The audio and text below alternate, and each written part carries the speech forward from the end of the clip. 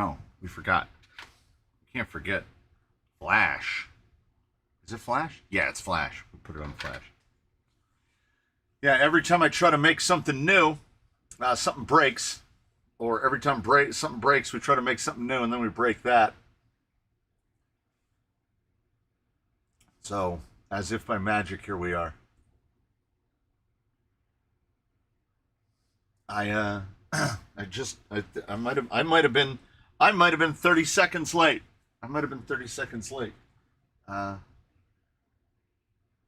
Eddie's front bumper is a Trail Finder 2. It's the bumper that comes with a Marlin.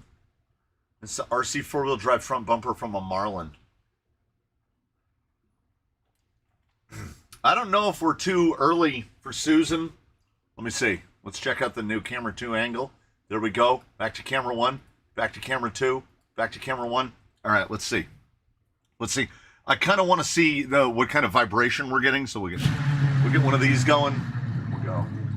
Oh, it's nice. It's nice. We're not used to the top-down Susan. It was nice to get camera 2 off of the little tripod that I constantly hit with things and knocked it all over the place. So we screwed it to the wall now. So camera 1, camera 2, camera 1, camera 2, camera 1, back to camera 1. And they are indeed named in my OBS as camera 1 and camera 2.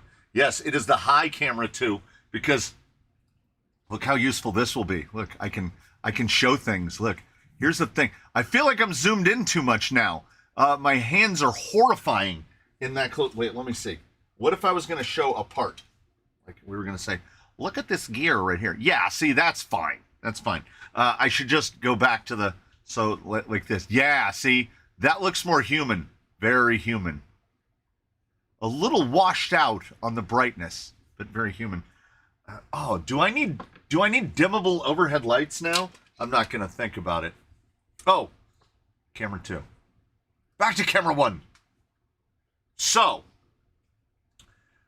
I had no plans for the day, much as like I had no plans for last week, but we were, I was defeated by Federal Express and a number of other services who delivered a whole bunch of stuff all at once. Okay, for those of you who follow along, oh wait, do they come up from the top of camera 2? Wait, let me see. Oh yeah. Oh, well, here's why that is. That camera is basically upside down, so you will notice it's not flipped. So the camera is right up here. So that's what the camera sees.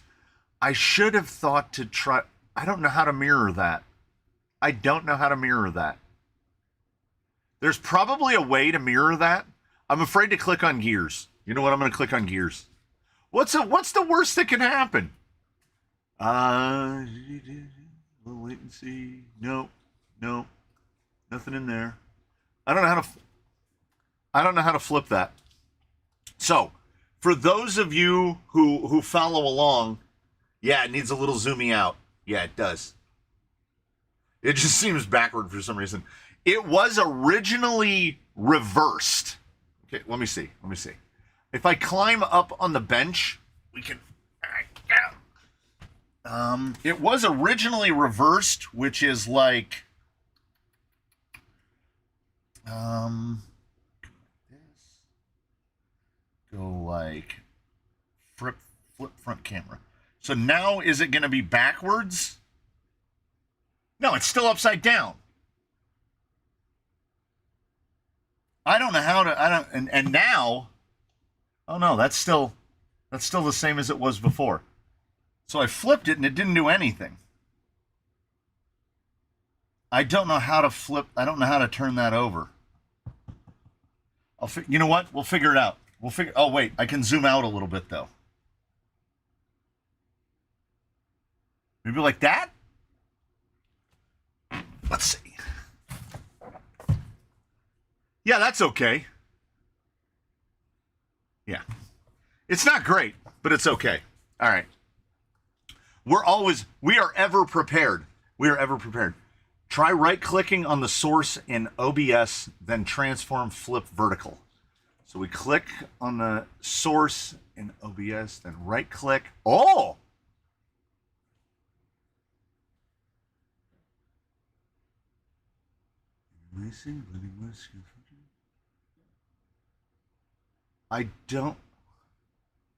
I don't have a... I have a move up, move down. Oh, wait, there it is. Okay, now we flip. Now we do the same thing and flip horizontal. There we go. There we go. And now my hands come in from the bottom. Hey, oh, it's giving me kind of a parallax now. I don't know. It seems better though. Okay. Distraction Jackson, live and in charge. For those who have been following along, you may recall that we've fiddled with a Vanquish before with one of these with an optic. Also, tangentially related, in the title for this week's stream, is there a word that looks more incorrectly spelled when spelled correctly than ophthalmologist? Like, there's a bunch of letters in ophthalmologist that just don't seem right. So, looping back around. To people who follow along and know the things and the things, when we gave away the FMS, the K5, when the K5 went to Alabama? Georgia? Alabama. I want to say it went to Alabama. When the K5 went there, shortly afterward, the gentleman who, his daughter was the one that got the K5, he decided to do Trucks of Freedom. He bought 2 Trucks of Freedom, and I will give you one guess as to what he got in Trucks of Freedom twice. He got 2 of these. So one of them had like dress uppy bits. This one had motor plate, dig unit. Now I'm not 100% sure all what came with it. A pair of 833s with carriers. So Vanquish machined 833s, which just standing here right now, I would say put both of those in there to try to slow this thing down, to try to get it a decent crawling speed. Because what they've included, and then this is the 21%, that should be perfect. That should be perfect. The 21% in the box, the 833s, how centered is this? Oh yeah. The 833s and the axles. Oh, I love the new camera already. The dig unit, which is $100 and no one's going to buy on their own. 21% metal motor plate. I don't know if the incision shafts came with it or if he bought those. Anyway, they were in the box. A much better looking grill for the optic body, I think, personally. I like the color of the Yokohama more than I like the Sparco, but, you know, we work with what we work with. And then he is also, because there's the dig unit, we've got an RS100 for the dig. We've got an RS800 V2 for the steering. We've got a Fusion Pro to power it. We've got the absolute tank, oil slick, brass Enjoras. We've got tutu tusks. We've got squids. What more do we need? Like I don't know. I don't know if we need anything else. The rest will be tinkering, because I think that the number one thing that is stopping the H10 from performing well on rocks, and here's the thing. Oh my God, people. I have lost count of how many times I have heard people say, I was really surprised with how capable it is. No, you weren't. You're trying to rationalize it. when you put this on a rock, it stinks on ice.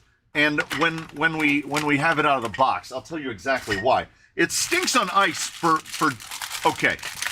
a number of reasons. There is one reason that I think is the primary. We've got primary, secondary, and tertiary reasons that this is a trail buggy. And if you want to turn it into a rock crawler, you either need to get Trucks of Fortune into it, or you need to sink like $400 into it. Because this is not a rock crawler. And anyone who tries to say it is either trying to convince you or trying to convince themselves, or they're trying to convince themselves and then convince you afterwards. Now, I'm not saying it's as bad of a rock crawler as a Red Cap Marksman or something. What's the cost of Trucks of Fortune? I think it was $649. Does that sound right? It might have been $599.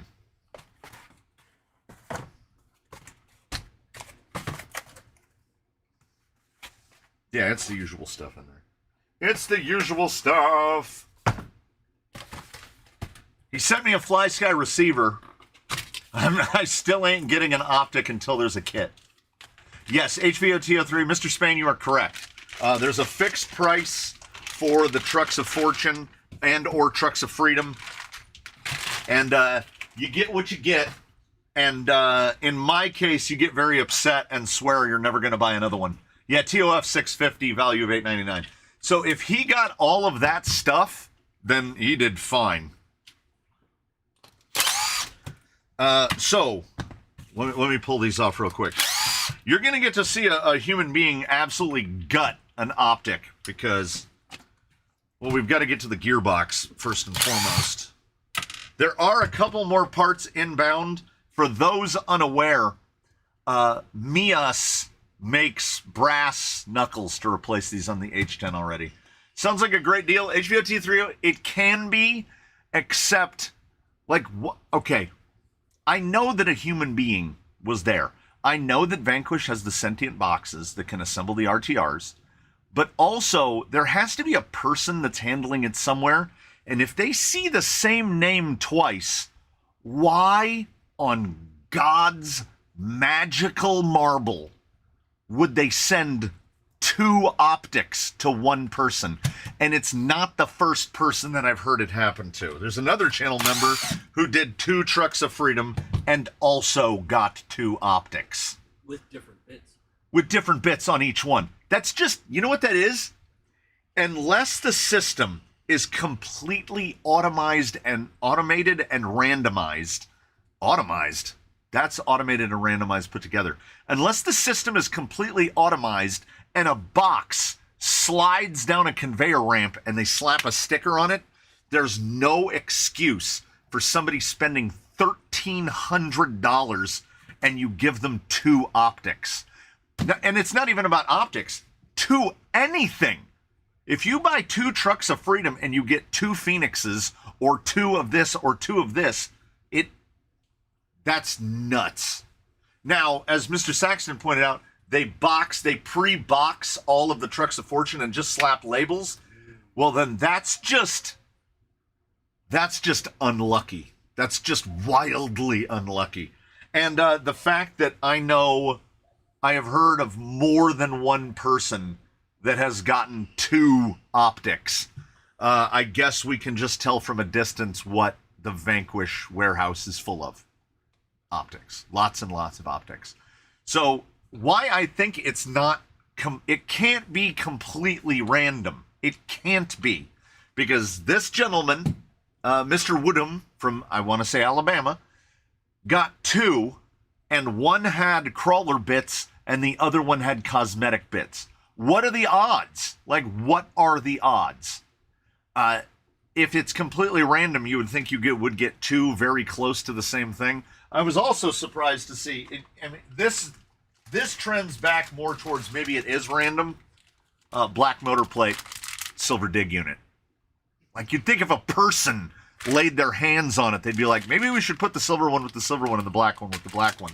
But I don't know. Maybe it's just a blind grab. Maybe they're using a claw machine. They've got a claw machine in there and they just grab parts with it and you get whatever the claw machine picks up. So, first and foremost, here is why this, which they do call a trail buggy, here is why this trail buggy doesn't crawl rocks. Reason number one, the front lower link is 140 millimeters eye to eye, and the rear lower link is 140 millimeters eye to eye. It's equal length links. So your bias is always going to be bad. You're never, you want more weight up here, and this link layout is not helping. I do appreciate seeing the big lowers. I do like the inline upside down. They made the clearance for the inline upside down.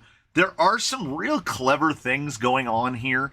I'm just not the guy that is like, oh yeah, I want a trail buggy. In its stock configuration, as I tested it with the 35 turn and the terrible 1060 clone, it's not fast enough to do anything fun, and it's not slow enough to do anything fun. It's stuck in the middle with us. So hopefully, with a 2300, 21% overdrive to the front, underdrive gears all the way around, which will slow down the top speed. Oh, about 10%, 10.5%, 11%, something like that. We maybe, I'm not, no promises, but maybe we can make something. We might be able to make something. I would love to see this thing actually crawl a rock. And, oh, yeah. So reason number one is not a rock crawler. These. Reason number two, basically these. They are the axle nobody asked for, the answer to a question no one asked. The H10 is ever so slightly wider than an F10. We've got an F10. You know we've got an F10 right here. So, to anyone who's ever curious, we'll line that one up there and that one up there. That's the difference. That's the difference between an F10 and an H10, and that's why it made me furious. Because we're talking, what is that? I don't even know if that's 15 millimeters. I made a mental picture. I took a mental snapshot.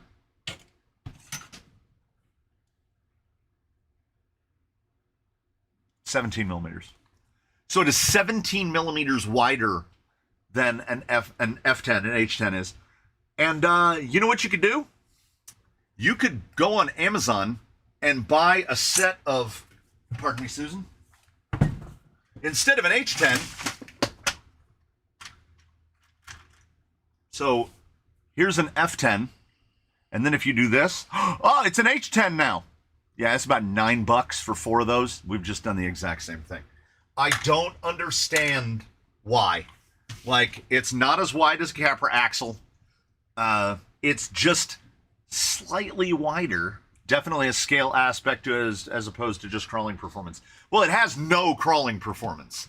So they went purely for scale aspect. And like I say, when the first time I saw it, I was like, yeah, this thing looks really good. The cage is well thought out, I think. These are against the Geneva Convention. The body pins are definitely war crimes, because what happens is they use these tiny little body clips. I wonder if we can see. Camera 1, camera 2. They use these tiny little body clips, and the way you end up trying to get them off is you put your fingernail up against the edge and you push like that. Sometimes you'll miss, and that will go under your fingernail, and then you will bleed all over your vehicle. So for any of you optic owners out there, if you haven't figured this out, oh, it got me. It got me a little bit. For any of you who haven't figured this out, so the pin just, the body clip holds that pin in. Well, next time you put it in, just put the pin in from the top. Then you don't even need to put a body clip on it. You just put them in from the top, and they won't fall out. Or there is enough room to just put the body clip on the bottom. So just put them in from the top. And doesn't it look cleaner when they're, I'm still trying to figure out the angle here. Doesn't it look cleaner when they're in from the top? It does. It's not, if that's a rhetorical question. They do look cleaner from the top. Maybe if you work hard enough, you can turn it into an element gatekeeper. Someday when the optic is old and nobody wants them, I will buy an old used one and use it for parts. If it has anything I can use.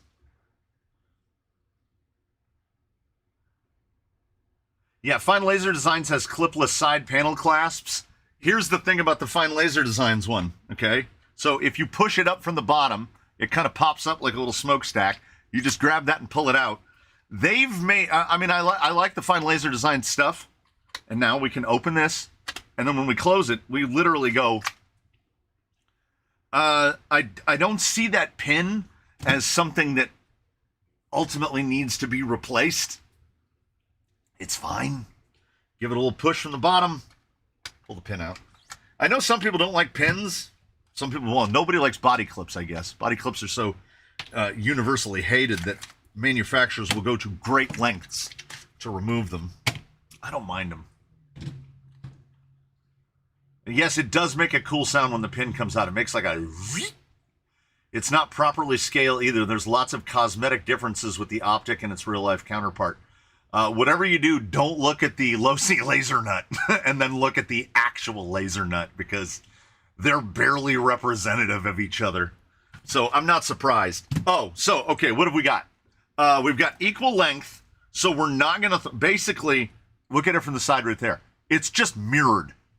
The skid is perfectly amidships, and then we've got the same length links all the way around. So the front uppers and the rear uppers appear to be the same. The front lowers and rear lowers are indeed the same.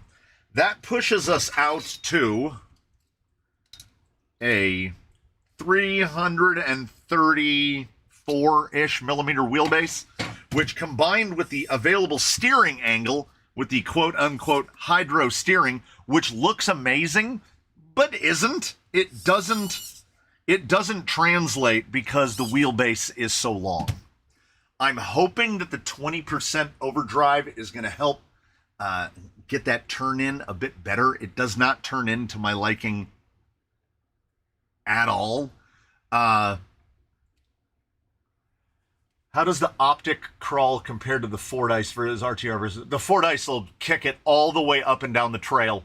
And then the Fordyce, because a Fordyce is a detuned Phoenix, basically, right? They took away the overdrive and the dig and just put a basic VFD in it. But the rest of it is just VS410 chassis. The rest of it is just a Phoenix. It's a straight axle Phoenix. And I prefer Portal Phoenix over the straight axle by a lot. I do like the F10 axle, the F10 straight, like this guy. I don't like him under a VS410 chassis that much. I like him under other chassis. But a Fordyce is eminently capable with minimal stuff put into it. My biggest complaint about the Fordyce is it was the first Vanquish model that came with sintered gears in the axles, much like this guy has sintered gears in the axles. And generally, it is a general rule of thumb. It is an awful generalization. But if you put this, if you put a Fusion Pro 2300 in this and leave those axles alone, at some point, it's not a matter of if, it's a matter of when you're going to cook that gear with this guy. You're going to get something bound up and you're going to cook it. That's just how it is. So we got equal length links. It's not geared low enough. They fit it with what in my mind have come to be terrible. The Yokohama Geolandar MT, it being a 475, is a perfect illustration of the fact that Vanquish doesn't know how to make a tire. They can make a great compound, right? Red is a good compound. It's not the best compound here, but it is a good compound. Then the problem is you put it in Vanquish's hands, they design a tire, they put it in a mold, and they make a compound that is so soft that it's like, well, how about this? It's so soft, it's like taffy. And then they make the sidewall thinner than your fingernail. So you will rip these to shreds. It's inevitable. A rock or something is going to get on the inside and you are going to rip these sidewalls to pieces. Also, when you're talking about a vehicle that has a 335 millimeter wheelbase, don't put class 2s on it. The most inexcusable part of this vehicle's release is that they put these tires on it because they already had them. They already had them. It needs these. Vanquish. You're not listening. So Universe, while we're here, go over and tell Vanquish to make a class 3, to make an LP, make a 525. Because this vehicle needs a 525. It should have come with a 525. The most inexcusable part of the entire thing is that they shipped it on these. It's just lazy. And I don't even... These tires have angered me to the point that to anyone involved, if you have these, I don't even recommend taking them off of the plastic wheels. Give them away. Do some, put them on a trail rig and watch them shred to pieces in 2 days. Just don't. I have a set right here. Right here. When they got mounted on the plastic beadlocks, these are off of the optic that the testing was done on. One of the beads got rolled a little when the sentient box assembled the RTR components, and it rolled one of the beads, and I tried for 20 minutes to get this mounted to an Amazon beadlock and couldn't do it, and just gave up. It was like trying to mount chewing gum, not just chewing gum, but chewing gum that someone had already chewed. So I just gave up and put other tires on that vehicle. I'll buy those wheels and tires. You'll have to talk to Mr. Woodham? Is it Woodham? The box is way over there. I think it is. I'll take both sets. Pro tip for guys on a budget: learn to identify binds and don't try to drive out of them. Just lift the truck off the rock and start again. I mean, that's a good piece of advice, but my advice is, like, I'm sure there's one among you. I'm not shaming. I'm just saying that there are a lot of people that are what I call catchers. If they see that a rig is going to roll, they run for it and catch it. I am an anti-catcher. I'm the uncatcher, because the vehicle rolling down the hill is going to teach you, don't do that. The box says, yes, I was right. Alabama, Mr. Woodham from Alabama, where the K5 lives now. He is who sent this in. It will be returning to him after it has been modified in whatever ways we need to modify it to make it do, as we say, the things. But yeah, I'm waiting. I'm still waiting for the day where I meet a Vanquish tire that I'm like, you guys did it. You finally did it. But as of now, they haven't done it yet. That advice would have saved me so much money in diff gears. Yeah, someone had sent me a video through Instagram, and I said, the answer is not always beans, but sometimes the only answer is beans. And fusions, also, to pile on top of what Casual Crawler said, if you haven't developed, and I feel like I'm just putting this out in the universe because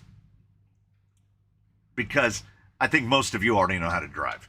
But if you happen to be here and you're very new and you have minimal experience in this sort of toy truck stuff going slow, my recommendation is perhaps, don't start with one of these.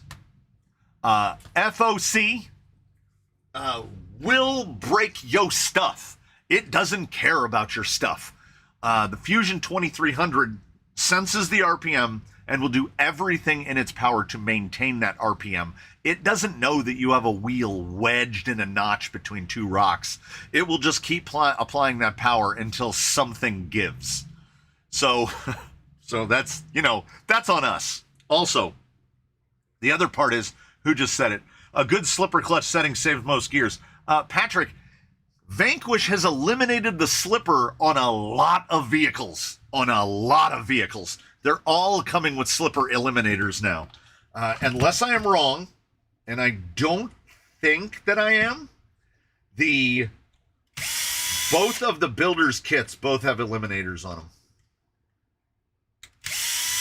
Element did the same thing. We can't just single out Vanquish for this. If you buy the XF kit from Element for the Gearbox, it comes with comes pre-assembled. It comes with a slipper eliminator, the factory team slipper eliminator, but it also comes with what I call the hat gear, the one that goes in between the pinion and the spur. The hat gear is plastic. So if you combine a slipper eliminator and a plastic hat gear, you will take the teeth clean off of that thing probably within the first battery pack. Ask me how I know. But if you buy an SE, if you buy a U-Tron or a Sendero SE, it comes with a metal hat gear and a slipper clutch. So go figure.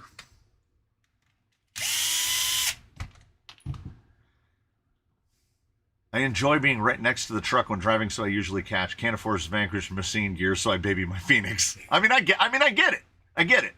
But my perspective is very different. You've seen me in videos zoom out. I would say that my typical driving range is in the 10 to 12 feet. I'm usually about 10 to 12 feet from the vehicle at any given time because we have to keep stuff in frame. And I set a wider frame on the camera because I don't like to move. I don't like handhelds. You notice we're in here or we're in here. Hi. I don't like handhelds. I want my cameras locked down because stable camera, good audio. If I could get a cameraman, I would, but I haven't managed to find one. Children have proven to be unhelpful in this regard. What am I forgetting? I don't think I'm forgetting anything. I think those are the screws. Nope, there's definitely something still attached. I have only done this once before. What is your method for setting slippers? Anytime you make an adjustment, RC family, anytime you make an adjustment to a slipper, you're going to take that 1/4 inch lock nut off of that slipper shaft. You're going to throw it out. You're going to get a brand new nut. You're going to tighten it all the way down, and then you're going to back it off a 1/4 turn. That's about it. You only want to hear that squawk from the slipper when, like, you'll get a wheel bound in and you'll hear, oh, there it is. Yes, children should be given minimal choices. The problem is getting them to wake up is...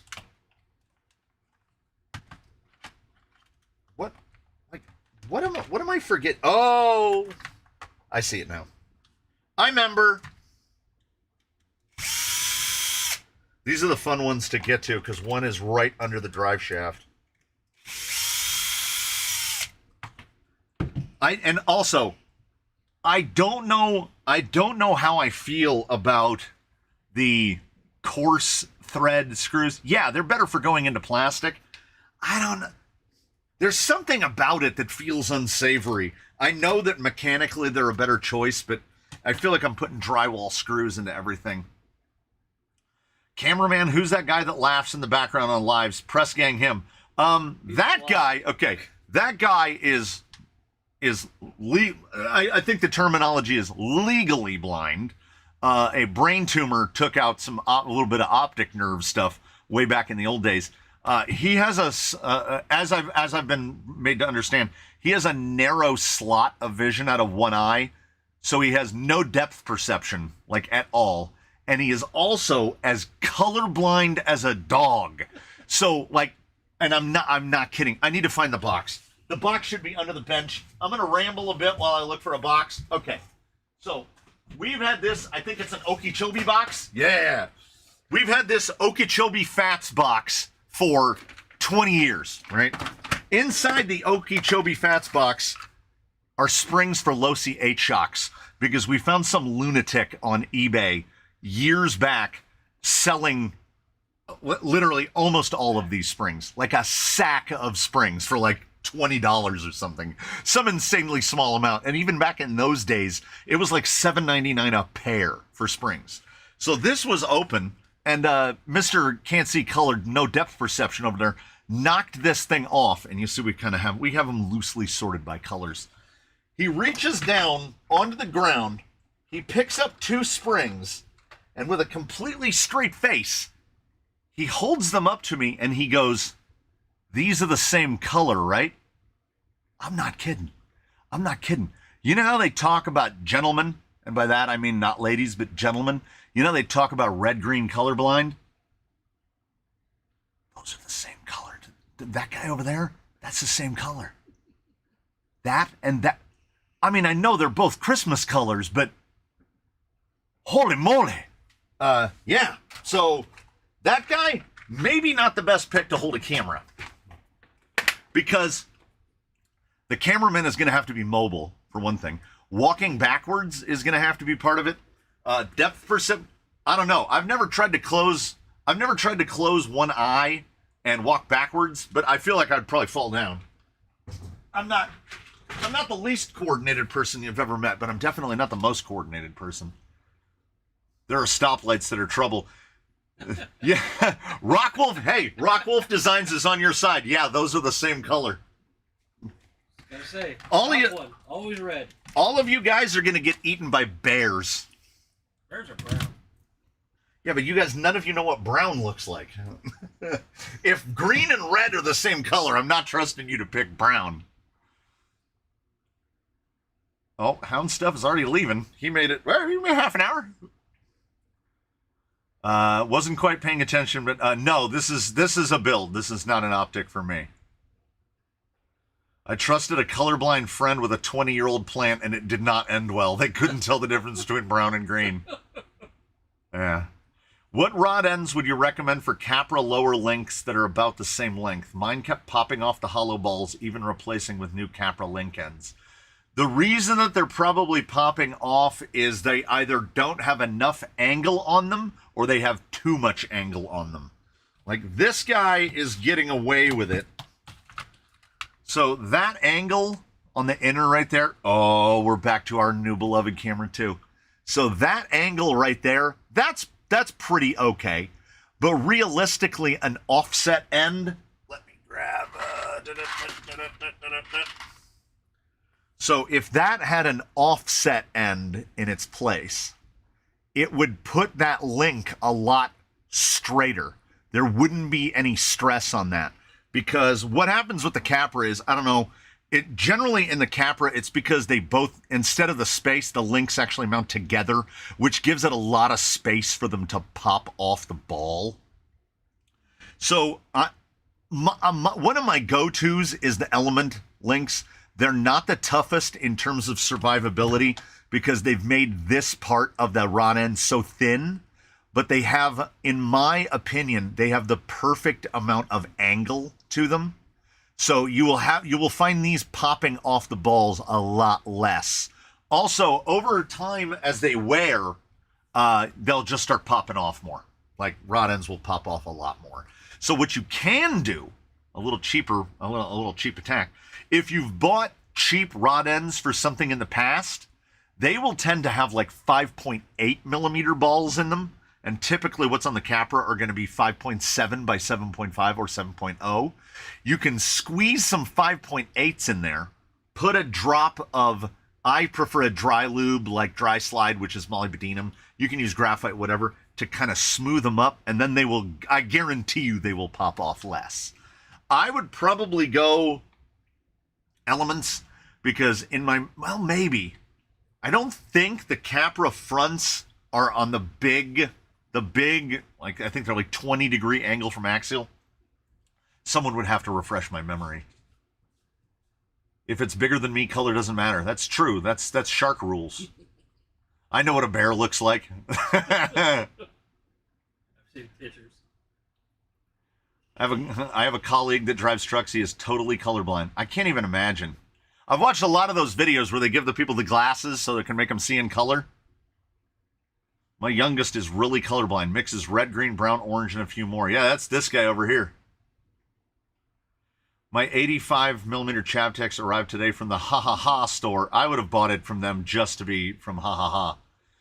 One has a screw-in seal retainer and one has C-clip retainer and includes washers for pistons.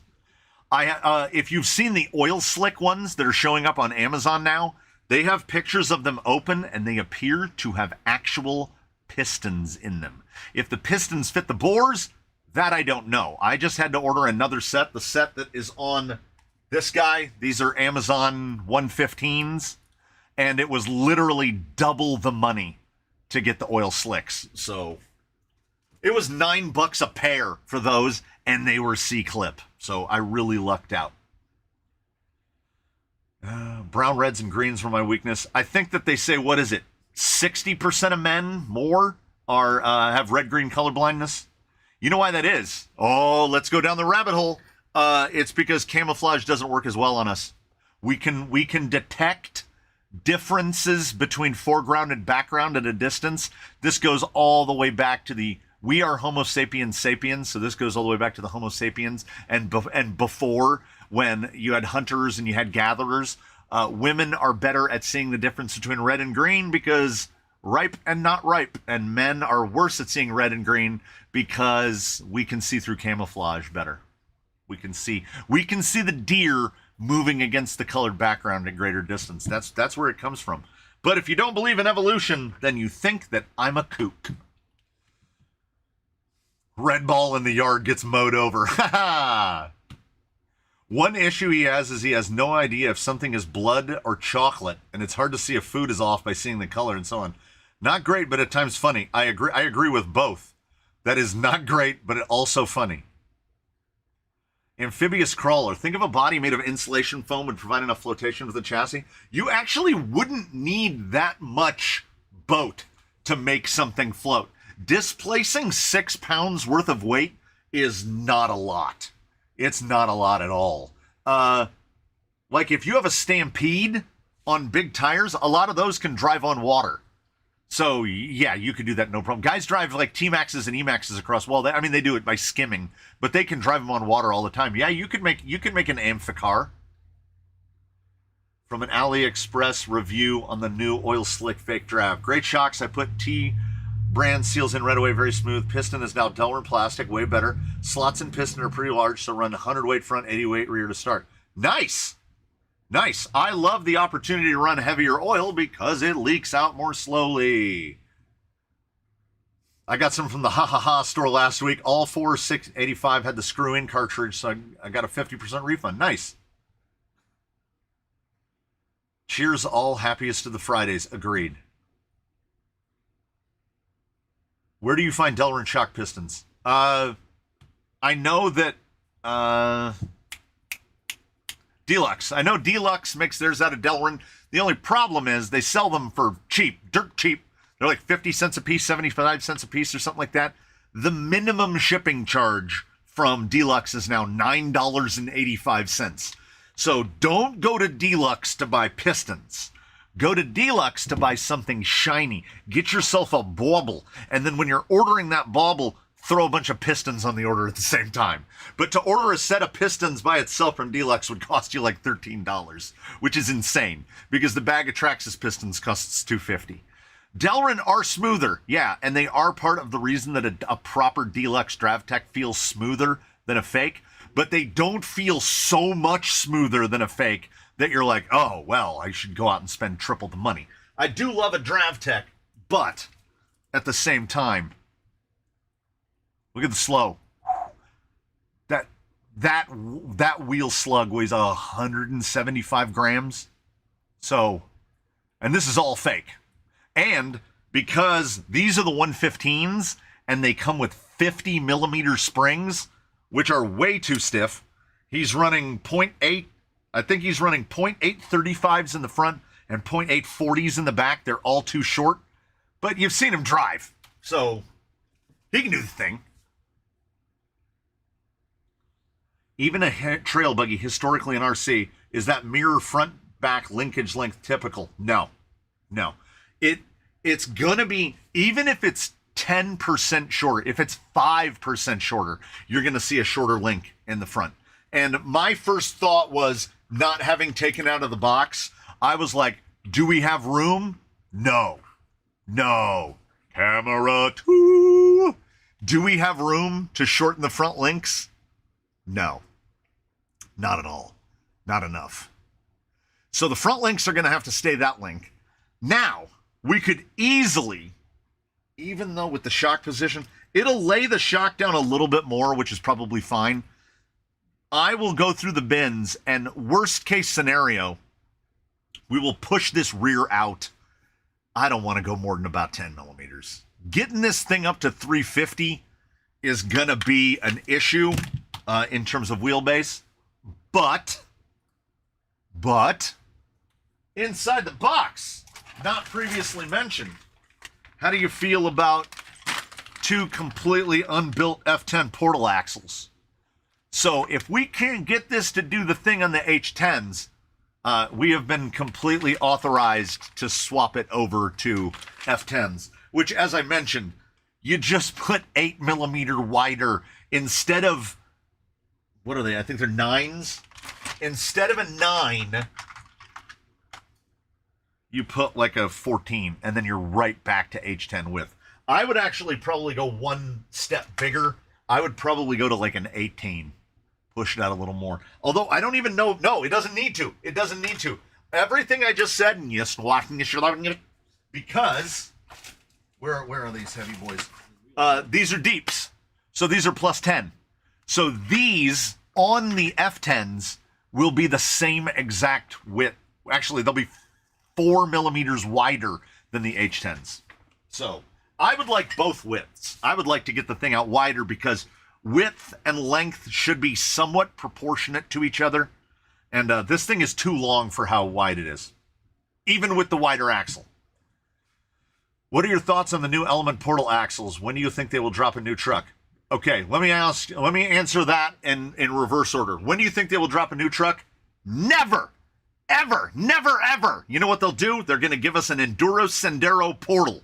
They might even, I don't even know if they'll give it a different name. It's going to be like the Enduro SP, the Enduro XP, the Enduro XSP, the Enduro PSX, the Enduro SPX, the Enduro XPS SP. They're just going to make an Enduro and they're going to put portal axles under it. They're going to change nothing else about it at all. The one change they might make, this is my speculation, smaller spur gear. Because Element learned going to those portals that when you take a portal and you put it onto a Stealth X gearbox, you get a gear reduction of like 85-1. And they're assuming in an insane manner that everybody is sticking to those garbage Reedy Crawler motors. A Reedy Crawler 16 turn 5 slot 540 on those portals will go about 1.5 miles an hour. So they had to put wild overdrive gears, 1520s. They had to put wild overdrive gears in both axles in order to speed the thing back up enough. So it's only a 30% reduction in gearing over stock. In terms of the axles themselves, we're talking about an axle designed, well, not an axle. They didn't redesign an axle. They made a C-hub and a portal box. They made one spec of C-hub and one spec of portal box, and they just run them all the way around. That's the way MST does it.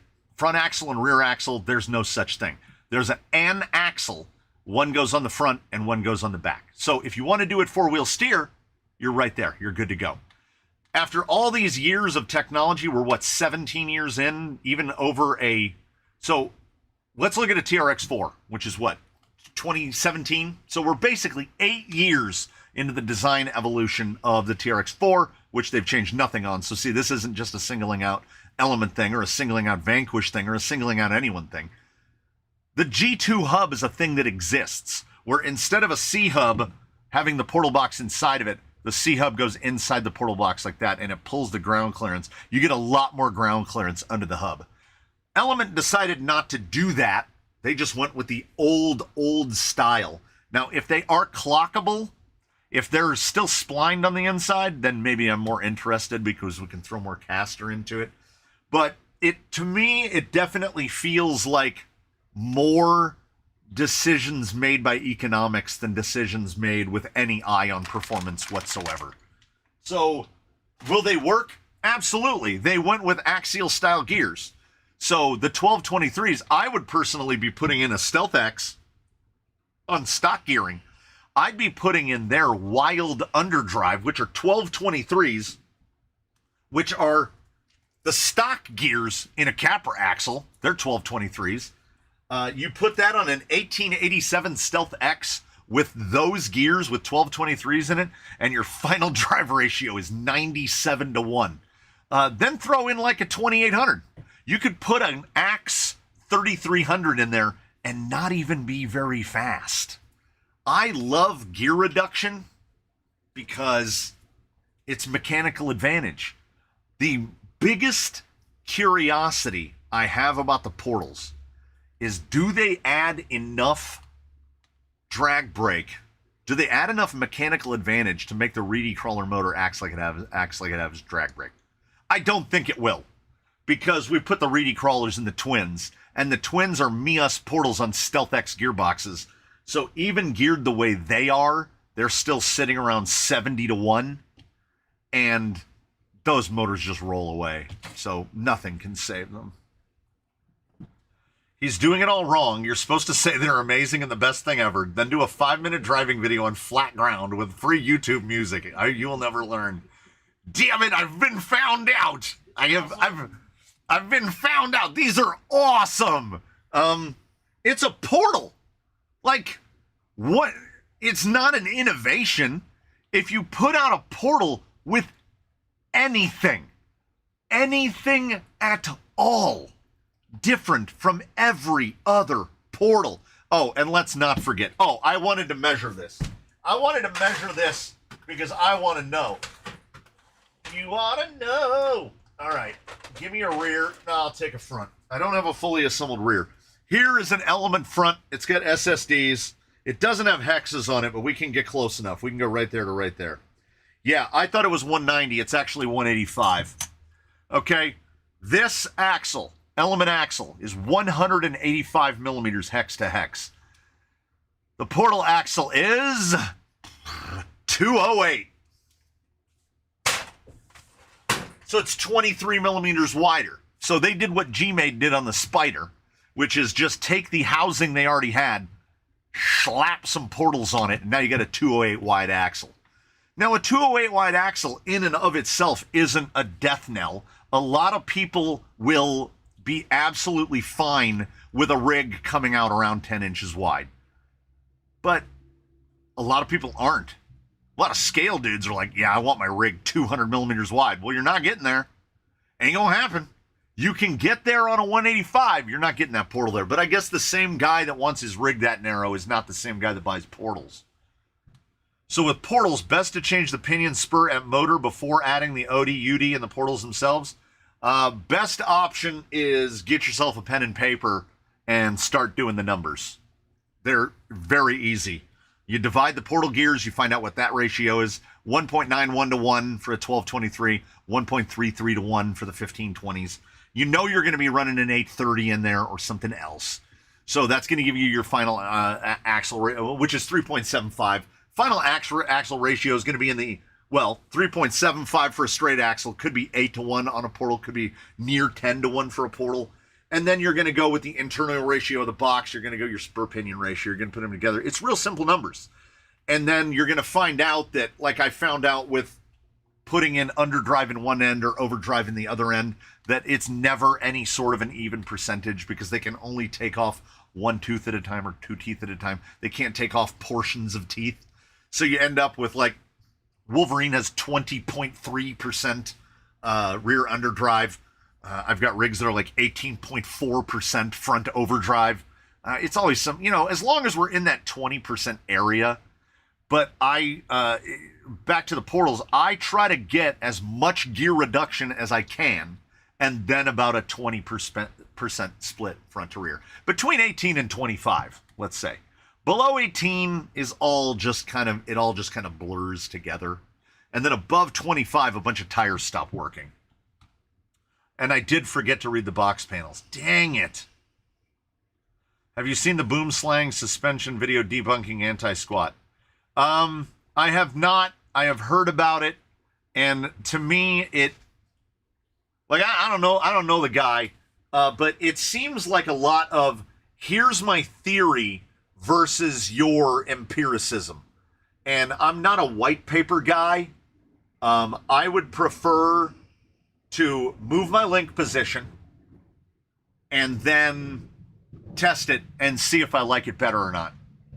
I have rigs here with rear link positions all over the place, from 40 millimeters of separation between upper and lower to 6 millimeters of separation between upper and lower, because no two builds are alike except for the twins.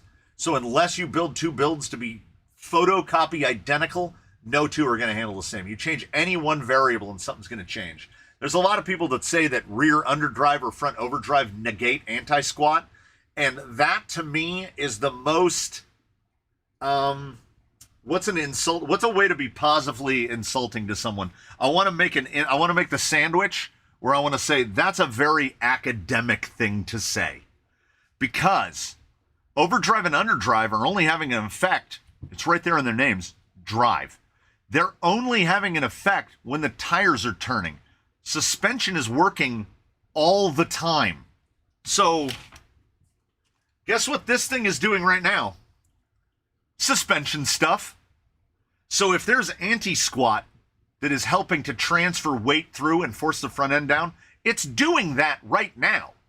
I can't imagine, and from based on what I've learned from driving these things, I can't imagine that if this guy is oriented like this and we're going up a hill, I can't imagine that when I press the trigger and he starts to move, all of a sudden you take the geometry and throw it out the window because it's ruined by the fact that the rear wheels are rotating 20% more slowly than the front. That doesn't make any sense to me. Have I done the math to see if it's true or not? I don't care about the math. Math is, as I said before, academic. I want to see what it does on the rocks. If the change was positive, it's a change we keep. If the change was negative, it's a change we don't keep. The lightweight series was perhaps more indicative of that than anything, because as the weight kept coming off, the rig kept getting worse. There's a point of diminishing returns to everything. And if we're not obsessing over minutia, then what are we doing at all? But isn't the whole idea of all of this based on motion? No. No. A triangle is a triangle, whether it's moving or not. Like, look at a crane. Like a crane, like those big ones that build buildings. That crane is relying on geometry just to stay standing. It doesn't have to be moving. Like, look at when you get bored in the restaurant, you take the salt shaker and you put a toothpick in the top and then you interlace the forks and they balance on top of the salt shaker. That's just geometry. That's like saying, well, if you took half the salt out, it wouldn't work the same. What? Geometry is geometry. I don't understand. But like I say, I'm not setting out to do the science. I'm not setting out to try to disprove him. He seems to be setting out to try to disprove other people. And I have a ton of rigs running a ton of anti-squat on paper and a ton of underdrive. Ratchet would be a perfect example of that. 25% rear underdrive, and his rear link separation is that big. If we move those links down, he drives worse. So my non-white paper disagrees with his white paper. As I say, it's a problem being an empiricist.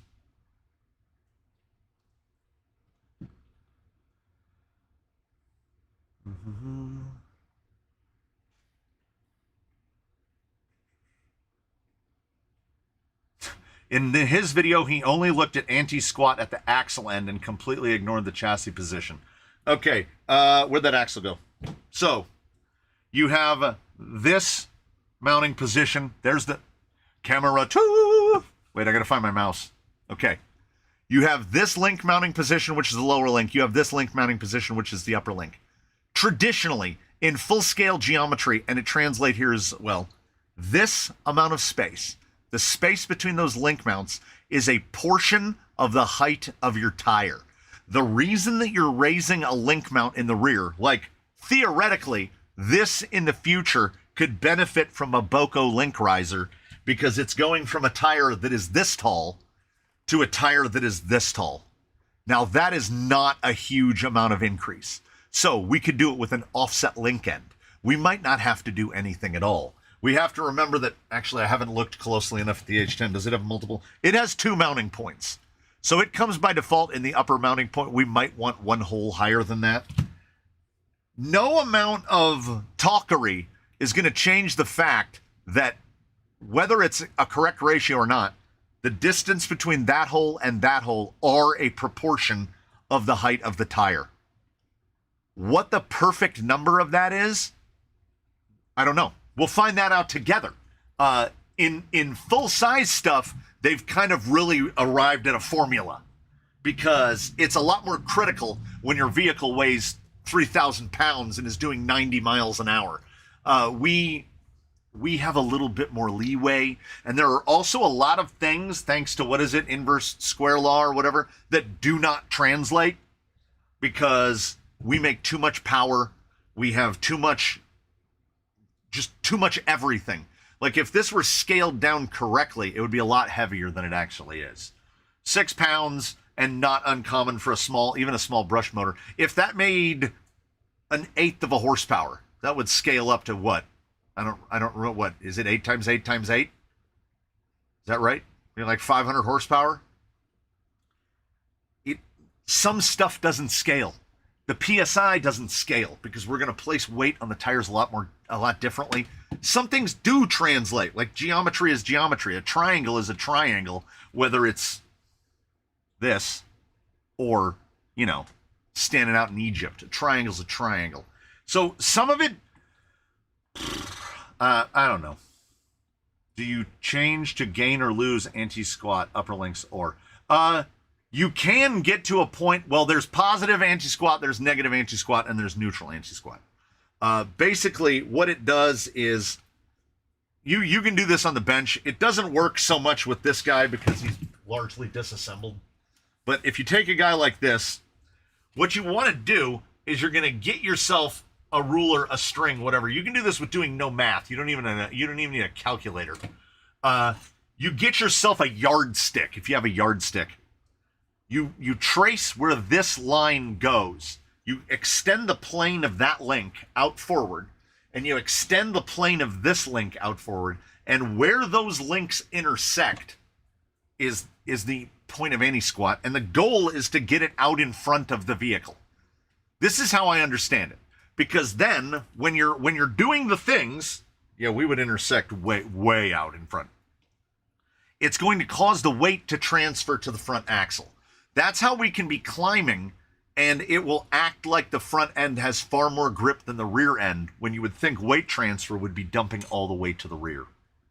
Now, we can't defy things like gravity, so gravity is going to pull like a plumb line through the vehicle.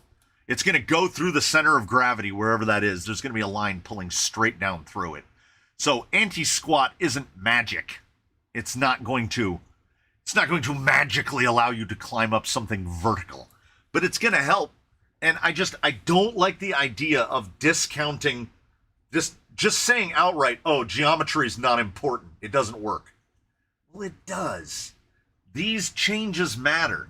Changing the relative length of the upper link to the lower link doesn't just change the pinion angle through the sweep. It changes how the rear end works, because that spring looks terrible. You've got this lower link, and you've got this shock damper coming up, and you have an imaginary line that connects that point to that point.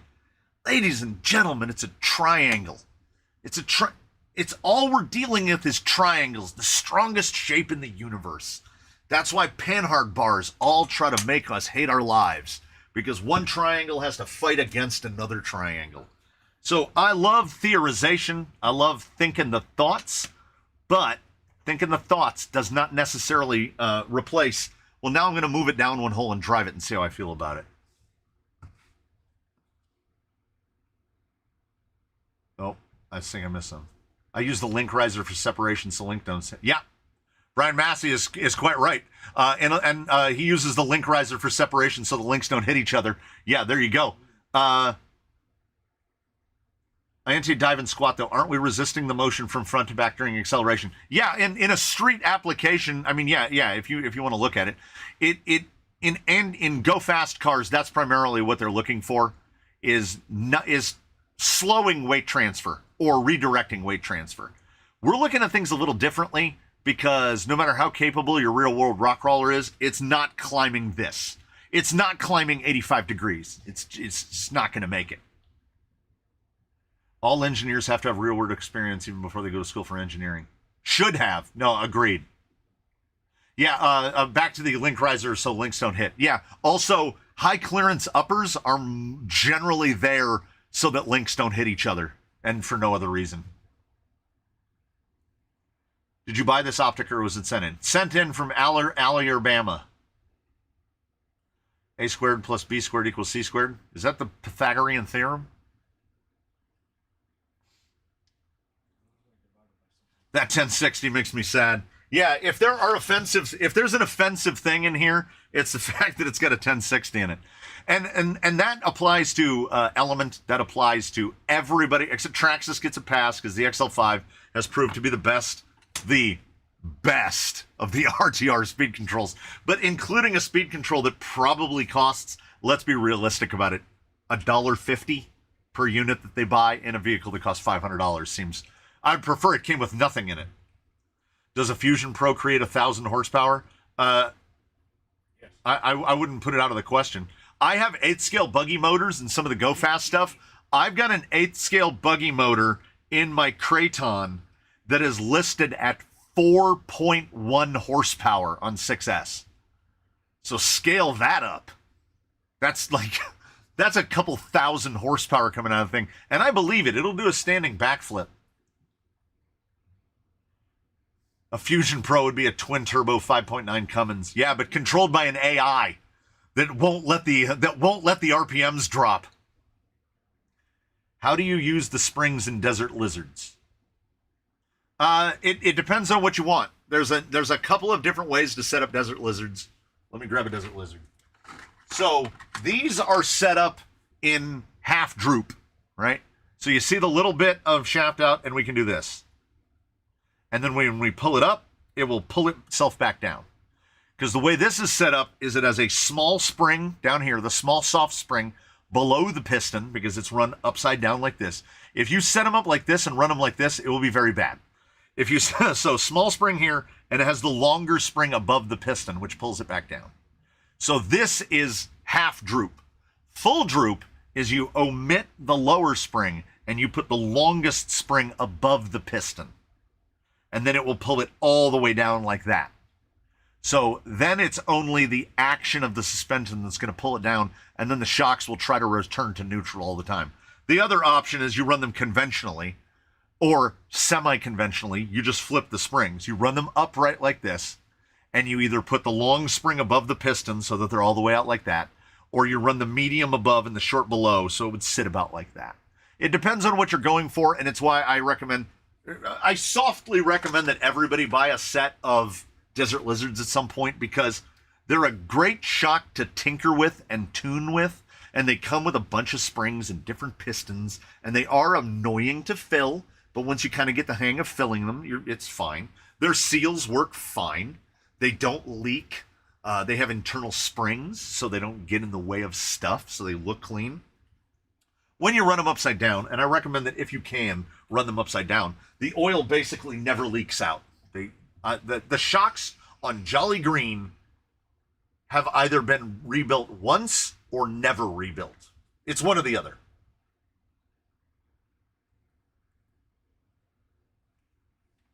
So what is the advantage of the 30 to 40% overdrive that some companies put in? That amount of overdrive / underdrive is usable in some very small circumstances. The more steep you get, in general, the more underdrive you want, because what will happen is at a certain point, you're going to be past anti-squat. It's not going to matter. That plane is now above the surface of the ground. So it's going to start loading those rear tires more and more, and then they're going to overdrive the front. You're going to go over backward. So if you're dragging your rear end around like a dog on the carpet, it's a lot less likely to flip over backwards. But that 38% that comes in a VRD, it's far less useful in most situations than it is just in the pure climbing.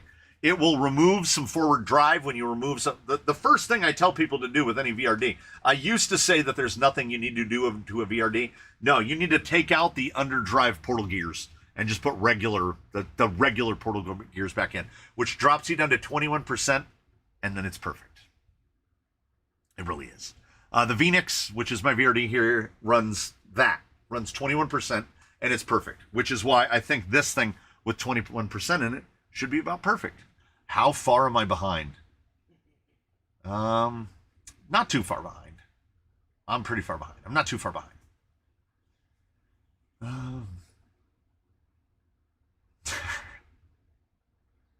Spelling is overrated. The whole idea he was discussing wasn't so much geometry. It was, does adding a link riser give me more forward drive by forcing the front end down? Oh, no, I don't think so. I don't think so. I don't think that a link riser, I think changing the position at the chassis makes a big difference. My link risers, there's like, I want to say there's 3 rigs here running link risers. The link risers are either due to big tire, so we're trying to get that ratio back, or the links are hitting each other. Like with the Element. Sometimes with the Element, because the uppers and lowers mount basically on the same plane, you can get link interference a lot. Changing from a 313 to a 328. Spend the extra time to make new links or just hunt down some slightly longer Traxxas rod ends.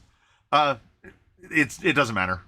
The link doesn't know if it's more link and less rod end or more rod end and less link. It doesn't know. I get kind of OCD about it, and in a lot of builds, I will try to get the same rod end all the way around, so I end up either sorting links or making links. That's Sunday's video, by the way, for anyone interested. I've been beleaguered into making another. As I was making it, I was like, haven't I already made a link video? So there's a link video on Sunday. I made some links. We want forward weight transfer. Yes. Is this a new rig member? Just a loan. It's a build. I was commenting to Harley Designs about the panhard problems of Ascent front geometry, and he said that it doesn't matter which side the front upper is on. Oof. Oof. That is a hard oof. Because if you put it on the other side like an Ascent, you have no front triangulation now. Which means that the axle is going to swing in a triangular plane away from the upper link. You're basically building bump steer and axle swing into the system.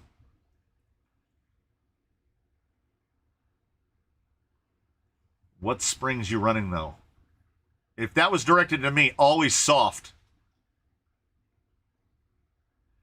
Flipping a Desert Lizard doesn't change where the spring goes. The shock is still pushing the eyes apart either way you run it. Is that true? No. Yes? No. Yes. No.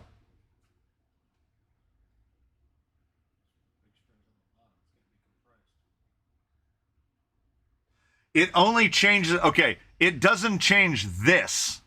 It changes it if you're running the big single, though, right? Yeah. If you're running the big single up here so that it's fully out like that, and you switch it to upside down, you'll be at the highest. Your vehicle will be all the way up. Like, it won't be able to settle down. Whereas if the spring is above the piston upside down, it will be pushing the piston down, and it will be the opposite of that. So if you have the big spring on this side of the piston, this is the top of the shock. So if you have the big spring up here and you flip it upside down, you're now anti-droop because it's pushing them apart. I guess the way I have it configured, it doesn't really matter because that spring is indeed pulling it together, and it's still just riding on that little one in either configuration. So the half droop one doesn't change either way. The full droop one is opposite. So you are correct, and I am correct, and you are incorrect, and I am also incorrect.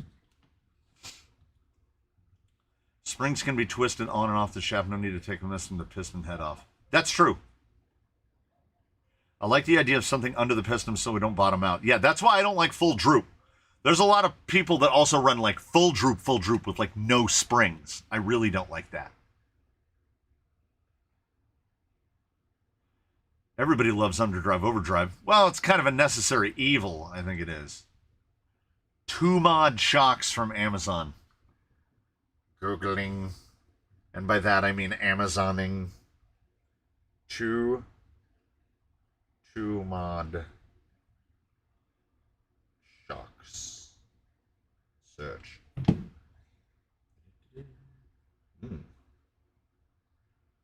Who do those look like to me? Who did we clone here? Who did 2-mod clone? They're big. If those are 80s, Hold a whole 80. That does not look like an 80. That, oh, we got to do it on this one. I know the other camera will glare out. That does not look like an 80. Like, look at that. That looks bigger than 80 on my phone screen. And that hole down there has got to be 3mm. If that's an 80, I will go out and purchase a hat immediately so that I can eat it. That does not look like an 80. Anyway, no, I have not tried them. Wah! It just jumped again. I'm trying to catch back up. What do you think Red Cat will come out with next? Bet you can't wait to get your hands on it. They're gonna beat the Ascent horse until it's not even identifiable as a horse anymore. Is the servo on axle worth the effort on a TRX4? You know, based on the fleet, I would kind of lean towards no, because we don't have a servo on axle TRX4 axle here. I will at some point. I have adapters here and a set of axles that have been waiting, but you know, things here move at a pace. Traxxas front end geometry is pretty much the best out there. Traxxas's front end is really well done. And they don't try to bodge anything, because when they do the high trail, they change all the front links because they change the shocks, so they have to change all the front links. So Traxxas does the thing, and they've sorted the front end geometry well enough that I don't have any servo and axle TRX4 axles. I tried to put one in one chassis and it absolutely would not fit. So I've noticed when running my VRD over my pit mat, it almost folds up underneath it. So what are the portal gears I need? Tooth numbers. It's the 1223s. Just the standard, the default gears. The easiest way to do it, go on Amazon and get the parts kit for a set of Mias axles. It costs $15, and it comes with 2 sets of portal gears, and you just throw one of them in there. That's what's in 2 of the rigs here, are just the gears from the rebuild kit from Mias. This is more applicable advice if you already have a set of Mias axles. Otherwise, just go get like SSDs or whoever, but they'll be like $30.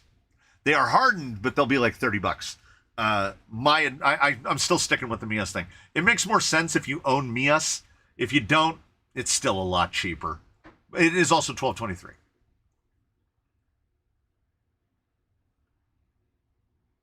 Put a link riser on my Ascent because I flipped the lower link mounts on the axle for more clearance, but the drive shaft was hitting the upper link. Yeah, clearance. I run the short, soft on top and nothing underneath. Upper link on a 3-link with panhard doesn't control triangulation unless you have such a wild angle that it inherently produces bind. Upper link on a 3-link with panhard, I guess if the servo's not mounted to the chassis, it's not going to control the triangulation, but the Red Cat front end doesn't work at all. And if you turn the motor mount upside down and put the upper link on the correct side, it works. It doesn't work great, but it works better.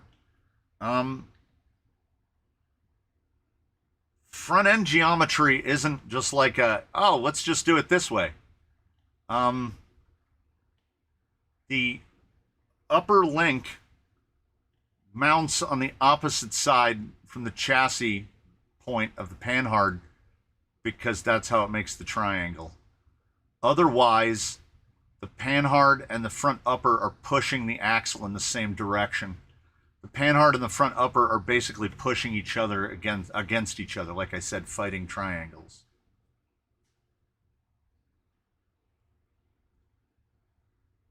What's we saying about the Willies? I haven't touched it. The 105 and 115 have the same spring length, all the differences in the body. That makes sense. Those 50s, the shorter spring, the softer spring of the 50s is 1 pound. And it's not bad, but that guy just doesn't have enough weight to push him down. In the works is back making shocks now, making 72, 80, and 90. Shocks are getting shorter. Leadfoot is going to bed for a 4:30 a.m. start. All right. What size desert lizards are you running on Wolverine? They were hundreds. He was fine on hundreds, but I wanted more down travel, so I went with 115s. Any tips or tricks for a rear sway bar on a 10-2 frame? We'll probably need one for my rig. The Element sway bar will probably be the easiest one to get to mount, the one from the Ecto or the Gatekeeper. The way the chassis mounts on that one, it's really easy to get it to mount.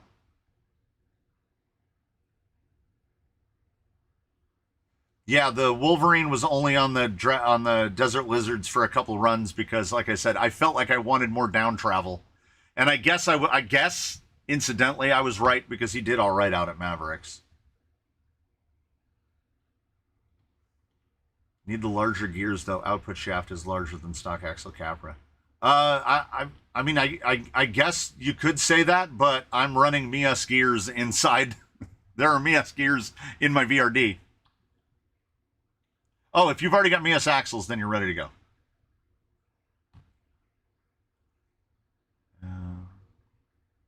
I'm comping my VRD carbon and wouldn't want to change my overdrive at all. Well, yeah, you're getting a lot more steering out of it. Well, effective steering out of it because the front end is pulling the rear end around. I thought that I liked it at 38%, and then I tried it at 21%, which is what comes in a stance. And who would have thought the stance does it better than the VRD? But I really like the 21%. Hey, there we go. Element sway bar. 115s on the rear and 105s on the front. Yeah, that'll work.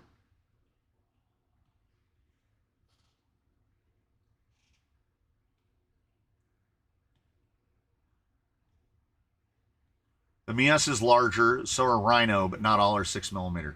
Oh, yeah. Okay, I guess that's true. I guess that's true. Traxxas 2-hole and 35 weight. The Traxxas JDA, the Traxxas 2-hole is now my favorite. That's my favorite piston to put into the Chavtex. I drill them out to 1.5mm, and then I fill them with 40 weight. 516 CST is what Losi claims on 40 weight. And that's this right here. It's just the right amount of slowdown. So that's 2-hole pistons drilled out to 1.5mm. I got in here and I did some real back of the napkin arithmetic because I computed the volume of the piston hole inside the 2-hole piston, knowing how it worked on, say, 275 CST, like 25 weight. And I wanted to see what I would have to get that volume up to work it on 40 weight. I could probably get away with 45 weight or 50 weight, but I have a big jug of purple 40 weight and I'm only about halfway through it. So I'm just trying to set everything to 40 weight. If I could mono-spec oil here, what a dream that would be.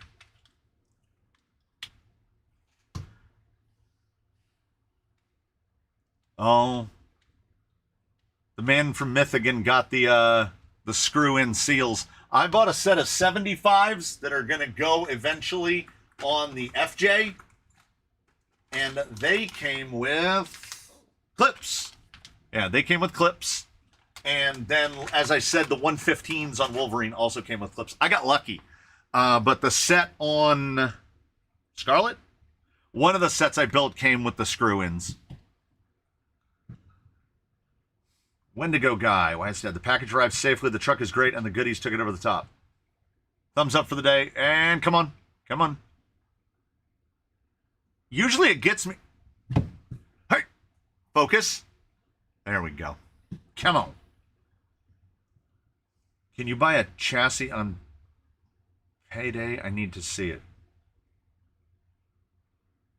I don't understand that question. Any of y'all have the Chavtech shocks with the new screw-in O-ring and chainers instead of the E-clip? Yeah, I have two sets of that. What I did is I located in my bin a 1mm drill bit, which was not easy to find, and it also happens to be the smallest drill bit that will fit in my drill press. And then while the shocks were still assembled, I drilled holes about 2mm deep, 2 of them, into that retainer, and then I used the same 826s. I used these pliers to unscrew them. It's fun. It's not nerve-wracking at all. Because if you slip, if you punch the drill a little too far, you're going to drill right into something you don't want to drill into. But that made them work. Right now I have AE 250 CST and it's not enough. 250 CST is like, well, 22 and a half is 238 and 25 weight is 275. That's really light. That's really light. That's like one hole piston stuff. How heavy can a TRX4 be and still be an okay crawler? I don't know if there's an upper limit. Ironsides, the Defender weighs 9 pounds, just over 9 pounds. And I know that there's plenty of people with TRX4s that are like 12, 13, 14 pounds. I mean, a stock, the man from Mythigan says his TRX4 is almost 8 pounds. I think a stock TRX4 Sport is about 7 pounds. Weight doesn't always work against you. It's a lot easier to add weight than it is to take it off. Ooh, searching tabs for the tire list. I'm going to have to check that out. Jav at the Devil. It is 100% Chav Tech roulette. You do not know what you're going to get. And I think, honestly, if you're ordering today and you're ordering the 95s or the 105s, odds are you're going to end up getting the ones with the thread-in ones. If you're ordering outside that, if you're ordering the really short ones or the really long ones, you're probably... What did Jay Leeson ask? He says nobody's answering his questions. What did I miss? What about Wolverine's run on Mavericks, epic lap time? Okay, I saw that. I didn't believe it. I clocked it twice to make sure it was actually a 48. He actually ran a 48.4 and then a 48. Oh, only joking. I need to go to bed. Don't be like that. Don't be like that. Yeah, he bought 2 sets and one only had clips. One had clips and one had thread ends. That's the thing that I'm most worried about and I'm hoping doesn't happen because I don't want one of each. FCX 10 3/4 pounds. Yeah. 85 with screw-ins. So maybe it's 85s, 95s, 105s. But my 115s were clips and the 75s are clips. I guess I could have just taken the drive shafts all the way off because he's got incision. I'm curious, you know. I'm most curious as to also see it's the little stuff. It's the little stuff. They've sized this rear shaft such that you can get it open enough for the pin to fall out, but in order to get the actual drive shaft off, you have to take either the gearbox out or take the upper links out. Can you use Injora comp pins on a TRX4? Sure. Why not? They're going to be a little skinny. You're going to be doing some PSI on it. And depending on what your TRX4 weighs, you might end up in the in-between zone. The blues really sing. The blue silicone inserts really sing at about 7.5 pounds. They start to fall off up above 8 pounds. And the reds are hard as rocks. So you're probably going to have to end up cutting up some reds to get them right to where you want for whatever weight your TRX4 might be. Both my Defender and Sport are over 9, partially due to a bunch of scale accessories, but mostly being drunk on cheap brass. Yeah. Yeah, I've definitely been there. Can I ask where the Willys Rift is at? It's exactly where it's...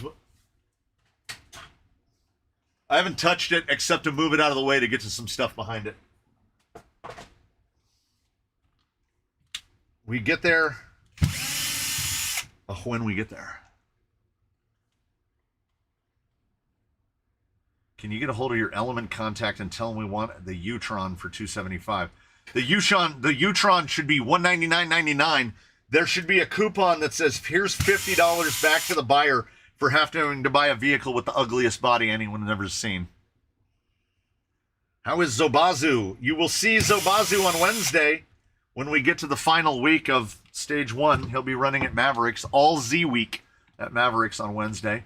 My LC80 is now 9.2 without battery and accessories and no brass. Oh, baby. That LC80 is going to be 13, 14 pounds. Shaker MT in the chat. S4, S5. Antos, where do you live?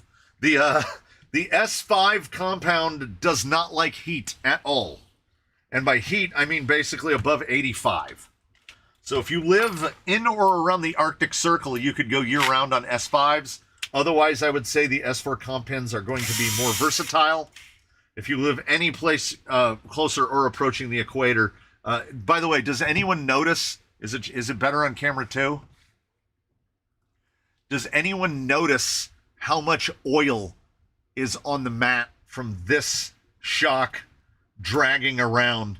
See the stuff stuck to the shock from the oil? Incisions. Thanks for making such a great shock.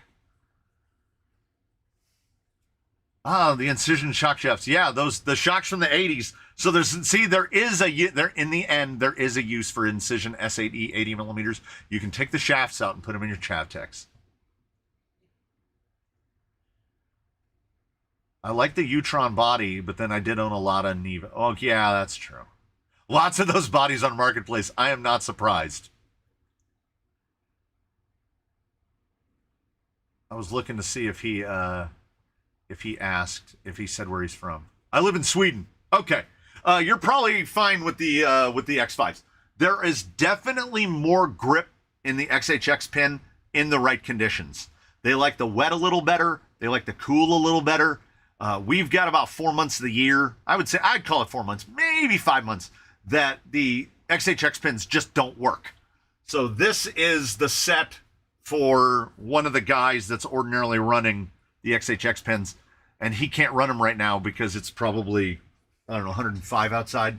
So S4 pins are not nearly as particular about the temperature. So S4 pins for when it's hot, S5 pins for when it's not. If Erwin was here, he could tell you it's already cold in Belgium, I guess, and he's back on S5 pins already. I've been eyeing the Wolverine cage since I first saw it on AE and wondering Wolverine perform makes me really want to build one. It's amazing how great he does for how little is there. Incision and Axial, 2 brands of shocks, not even worth keeping for spares. And as you say that, oh man. So there's some, those are VRD. And then let's get the drawer next to it. 10 Pro. Okay. I think I have another drawer of 10 Pros. There's a couple more incisions in there. I know I have another drawer of incisions. And then Axial. There's a set of Axials. So yeah, I mean, the question is always, are you ever going to use those? Probably not, but can I just throw them away? No. Where would I get Chavtex? Rockwolf Designs. If you are in the United States or surrounding environs, you can get them off Amazon or AliExpress. The savings on AliExpress will be nominal. It's like $17 for a set of 4, whereas on Amazon right now, you can get them for like $9.99 a pair. I am now tempted to try the oil slick ones because apparently they have pistons that actually work. But at double the cost, I mean, a bag of Traxxas pistons is $250. So you can build them up real cheap. It's a lot of work, but you know, my incision shocks are still in the bag for the VRD. I went with the Associated. Yeah, Associated shocks are the nicest shocks. I don't recommend anyone buy because they're $89.99 a set. And at that point, just buy Dravtex. You know? Oh, the bottom screw. Dang. Figure I can keep my hands busy. This is going to be a process to do the whole thing. There we go. He just splorted right out. Yeah, see? Slipper eliminator. And the way Vanquish do, the top shaft is different for the slipper and the eliminator. So you can't just pop one out and pop the other one in.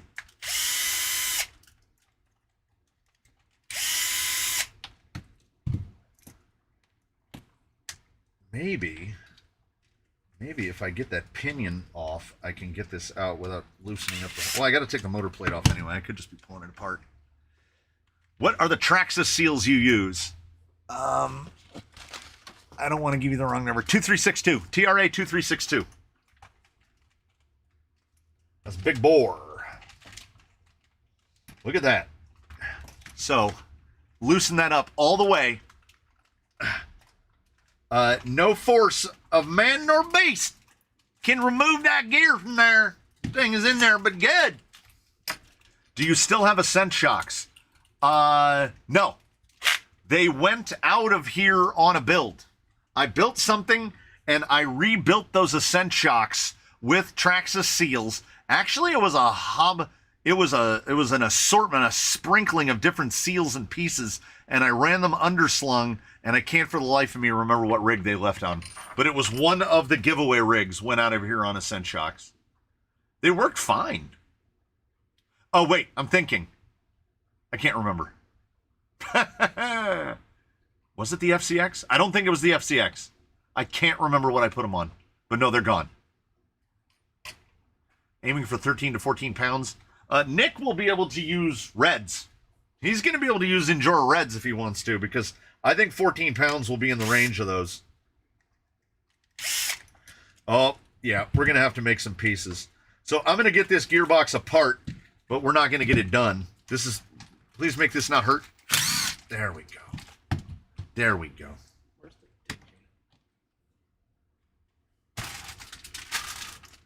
Rustling around back there. I just put 60 weight in the oil slick ones and they look fabulous on the UA. Nice. I've got all bits and bobs left over the years. Probably never going to use them again. We can't throw them away. Same. On the 2-hole, do you drill out both holes to 1.5 millimeters? Yes. There's a new Rhino shock out there that looks like the Desert Lizard. The Rhino SO96. I would like to try them. But I haven't gotten... Well, y'all know me, man. It's the 16th. I get paid on the 21st. I ain't buying nothing right now. I ain't got nothing to buy nothing with. Look at this. I should just cut these wires. Oh, no, I can unplug. I'm going to throw this all back in a box for him. Let's see. Like, seriously. Did they glue that on there? I didn't see any Chavtech. Oh, okay. Yeah. We're using... I think I got it. We're using unofficial nomenclature here in the chat. They are not called Chavtechs.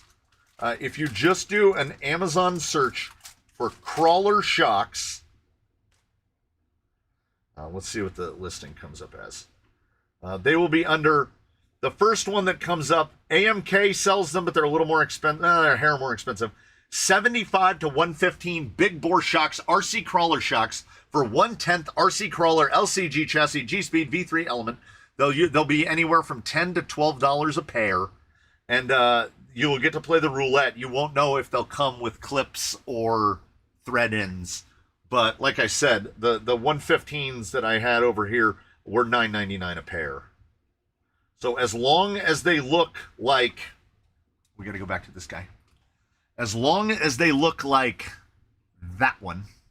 See, that's the ones that I ordered from. They're $9.99 a pair. Both for the 75s and the 115s. As long as they look like that, that's the shock you're looking for. Fake Dravtex, that's why we call them Chavtex. Which are basically just modified big bores. $10 a pair.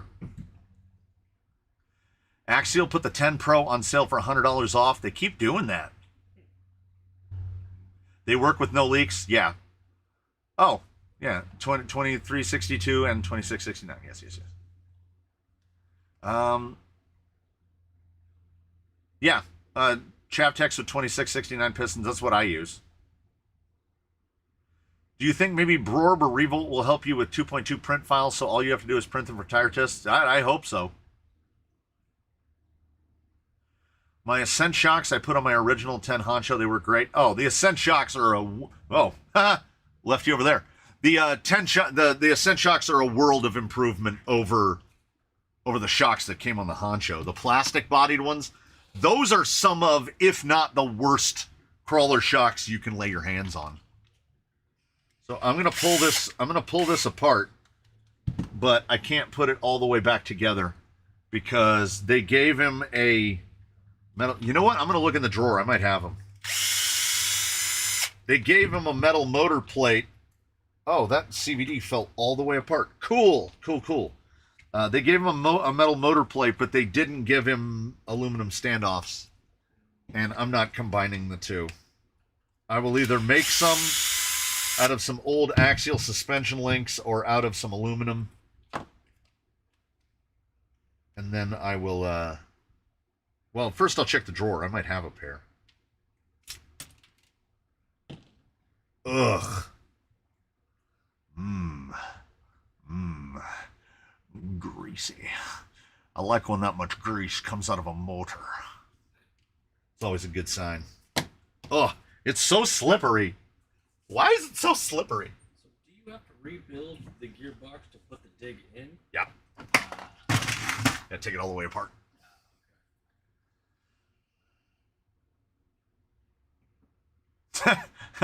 The comments on the FB Rhino page were great for those new shocks. People just kept asking over and over, but do they leak or how bad do they leak? Nice.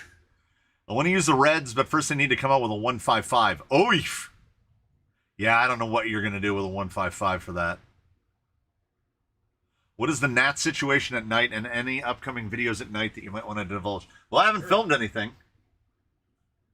So, did you see that Element came out with portal axles? I did. I don't think I can cut down the 1.9s to a 155 size. Let me see.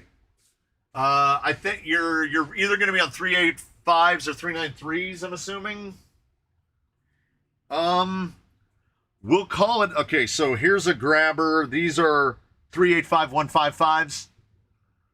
I will give it a soft maybe. Here's what I would try. Yeah, the width is pretty darn close. If you don't mind cutting them up, and why would you? They're like 20 bucks. I would cut them off right through here so that you have these little fins. Don't cut above that line. Cut through there so you have the little line of ribs. And then you might need to take the width down a little bit if you have something to send. These are so firm. But if you're 13, 14 pounds on these little guys, I think they'd be really close if you have just the little fingers on the outside. And, you know, in build terms, what's 20 bucks? What's 20 bucks between you and the vehicle?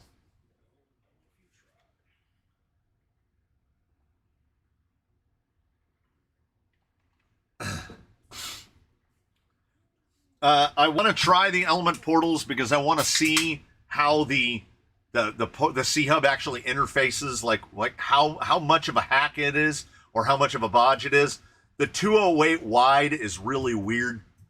What I've been looking at is who is here on Element axles that I wouldn't be averse to converting it over to a portal. And the answer is, I don't know. I don't know. I'm really kind of happy with the straight axle ones that are straight axle. I've never looked at a vehicle that was straight axle and thought, oh man, I wish that was a portal. Or looked at a portal one and been like, oh man, I wish that was straight axle. I'll just build something else. You can try it on the GFO. Could try it on the GFO. So we do have a suitable vehicle to try it on.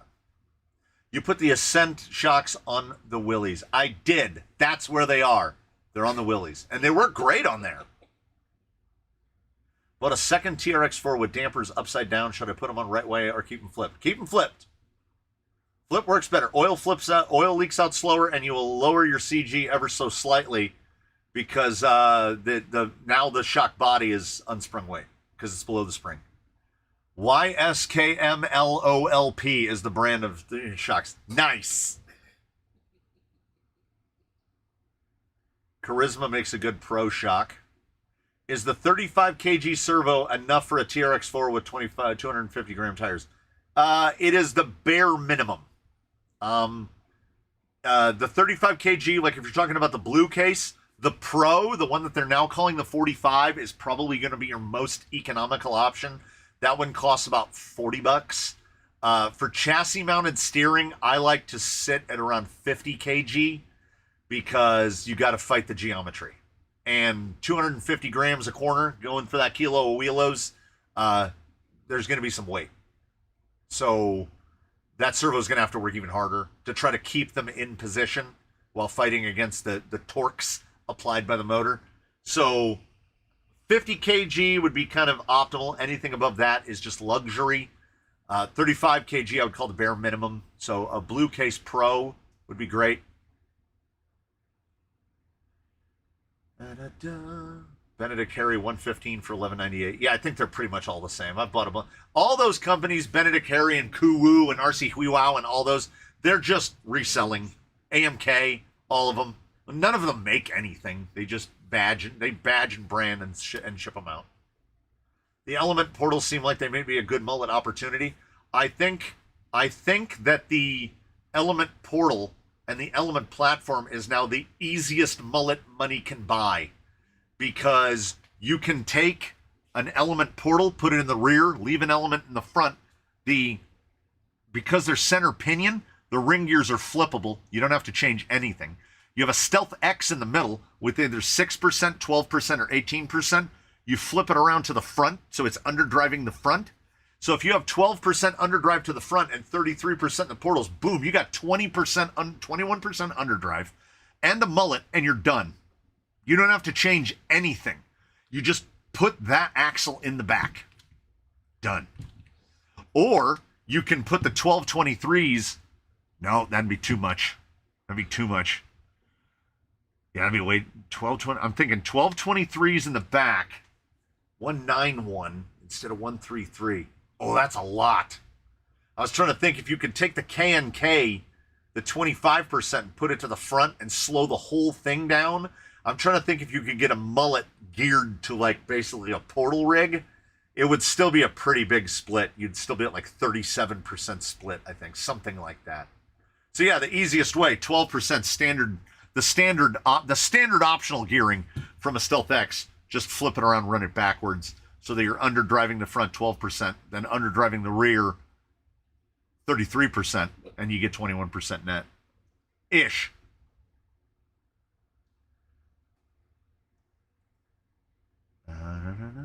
Element portals on Junkbot. If anyone gets the Element portals, it'll be baseline. Nah, he's got to be straight axle. I've used a 32 kg at 8.4 in a heavy truck. Worked great. It was an AGFRC. Yeah, the A73 CHL WM PQRF. I have a couple of those. It's not enough. It's not enough. When it gets bound up, I can tell. I can tell. Like, you'll get that moment where your rig is going, pretend this is a whole thing, where it's going like this, and you have the tire turn, and it will get bound, and then when you let go of the steering wheel, the tire just stays that way. It makes no effort to come back, and it's just overwhelming the servo. Like I say, 35, the 32, AGFRC makes its numbers, so the 32s and the 35s are like the kind of the bare minimum. Anything below that just is going to be noticeably bad. And, you know, most RTR servos are like 15 kg, so you're going to get nothing out of it. I'm considering mulleting my IFS Gatekeeper if I go a 2-speed dig gearbox. Yeah, you can do that. That's going to be tricky to get the gear ratio, because the Element rear, you're not going to be able to change. You can't change your ring and pinion to help take away some of that underdrive. Luckily, they've got 1530s, so you're only sitting around 33%. But in any of those 2-speed boxes, they're not going to have any overdrive, underdrive in the box. So a mullet, you'd still have a mullet with a big amount of rear underdrive, like 33%. If you're comfortable with that amount, then I don't see any problems. That's more underdrive, overdrive than I like, certainly. I don't know how many here are running that amount. It's not many. 1 or 2. I tend to end up in the 28, like I said, 18 to 25%. Which trans did you say you preferred, Stealth X or Stealth XF? If we're talking about the gearbox itself, it's the XF. It is brilliantly designed. You can work on all of the gears inside the gearbox without even taking your drive shafts off. It is the easiest to work on. It is easiest to set the gear mesh on, but it does lack the versatility of the Stealth X. Because the Stealth X just bolts in a conventional 4-bolt pattern to whatever you want, so it fits on a bunch of different chassis. Because the lower chassis of the XF is the bottom end of the gearbox, you have a lot less mounting options for the Stealth XF than you do for the Stealth X. In terms of the gearbox, I love that the perfectly inline drive shaft. It's very smooth, it's efficient, it's quiet. I like the XF a lot more, but I definitely have more Stealth X's because they just fit more vehicles. There are 3 vehicles at the end of the bench right now, the 2 twins and Wolverine, and they're all running Stealth X's. So the Stealth X is one of my favorite gearboxes because those lower nylon gears make it real quiet, and it is effectively maintenance-free. Associated knows how to make a gearbox. I'm 11 under, 11 over. 27.8 front, 33.8 rear.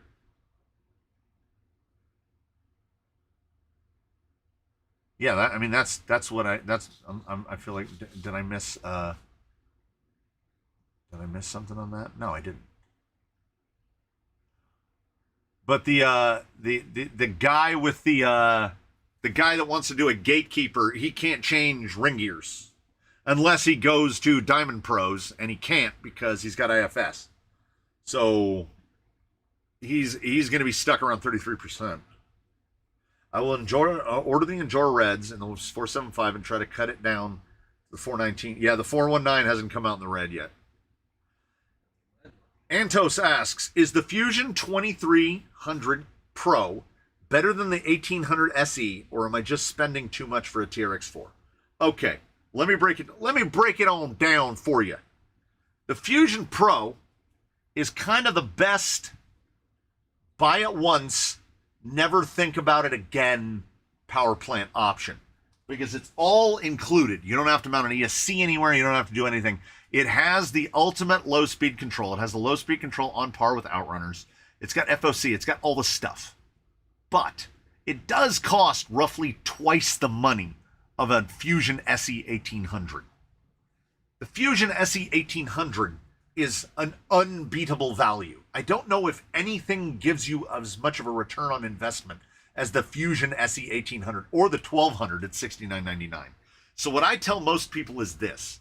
If your TRX4 has a 2-speed in it, you have absolutely no need of the 2300. Get the 1800. You have a second gear to take place for that. The 1800 is a little more, I guess the word is brutish. It's not quite as smooth and silky at the very bottom end, but I'm willing to sacrifice that because it's $79.99 and a Fusion Pro is $150. In the entire fleet, I think we have 4 Fusion Pros. We might have 5 Fusion Pros. Do you know how many Fusion SEs are in this building? Because I don't. It's a lot. So the way I look at it is just like 2 Geek to be Chic said right there in the chat, buy the 1800, take the leftover money, buy some wheels and tires. That's basically the same advice I give people, because the 1800 and new wheels and tires, or at least new wheels, you can cut and sipe your Canyon trails and then save money there. Then you could buy wheels and inserts. Will definitely give you more of a performance boost than just buying the Pro. The Pro is a big spend. I wish there was a Fusion SE equivalent 2-in-1 for every RC application. Yes. Hobby Wing, if you're listening, make a bunch more SEs. Make a 1200. So we've got a 1200 SE and an 1800 SE. Give us a 2400 SE and a 3000 SE. Give us a whole bunch, and then I can build my Element with 120 to 1 gear reduction and run a Fusion 3000 in it. To live the dream. I had 2300s in all my TRX4s. Yeah, I don't have anything negative to say about the 2300, except that it costs $150 for the money that it would cost to buy a Fusion Pro. He could buy an 1800 and a 60 kg direct power servo, or an RC4GS, or wheels and tires, or wheels and inserts, or you see what I'm saying? There's that extra $70. $70 can go a long way. Fusion Pro, great. Fusion Pro's going in this. I don't know if I would have put an 1800 in this. I'd probably want to put a 2300 because I'd want a little more wheel speed. But in a TRX4, I think the 1800 is more than enough. But the Pro has the grunt and the zip. It's also twice as expensive. Yeah, I would be running even more Fusions if there were more flavors. But we basically have 1200, 1800, and 2300. And I mean, they won't sell us an SE. Well, what was the one that Spectrum licensed? Wasn't there a 1400 as well? There's a lot of situations I wouldn't be mad at a 1400. They should go right in the middle, though. How about a 1500?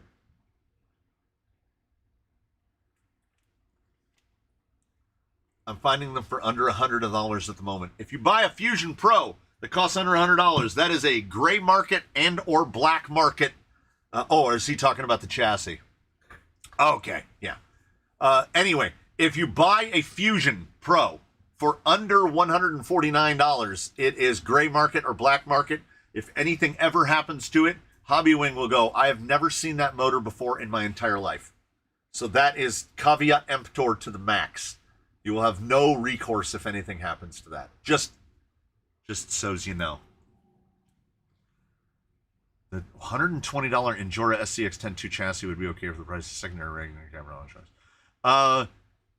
Quick Ren, which Endura has so many chassis? Is it the skid forward one? Is it the non-skid forward one? Is it the one where the backs of the chassis rails are kind of pointy? Is it the one where the chassis rails kind of go crinkle, crinkle, crinkle at the front? There's so many different ones. And I know that the thing won't let you post links in the chat, so I can't be super helpful with that.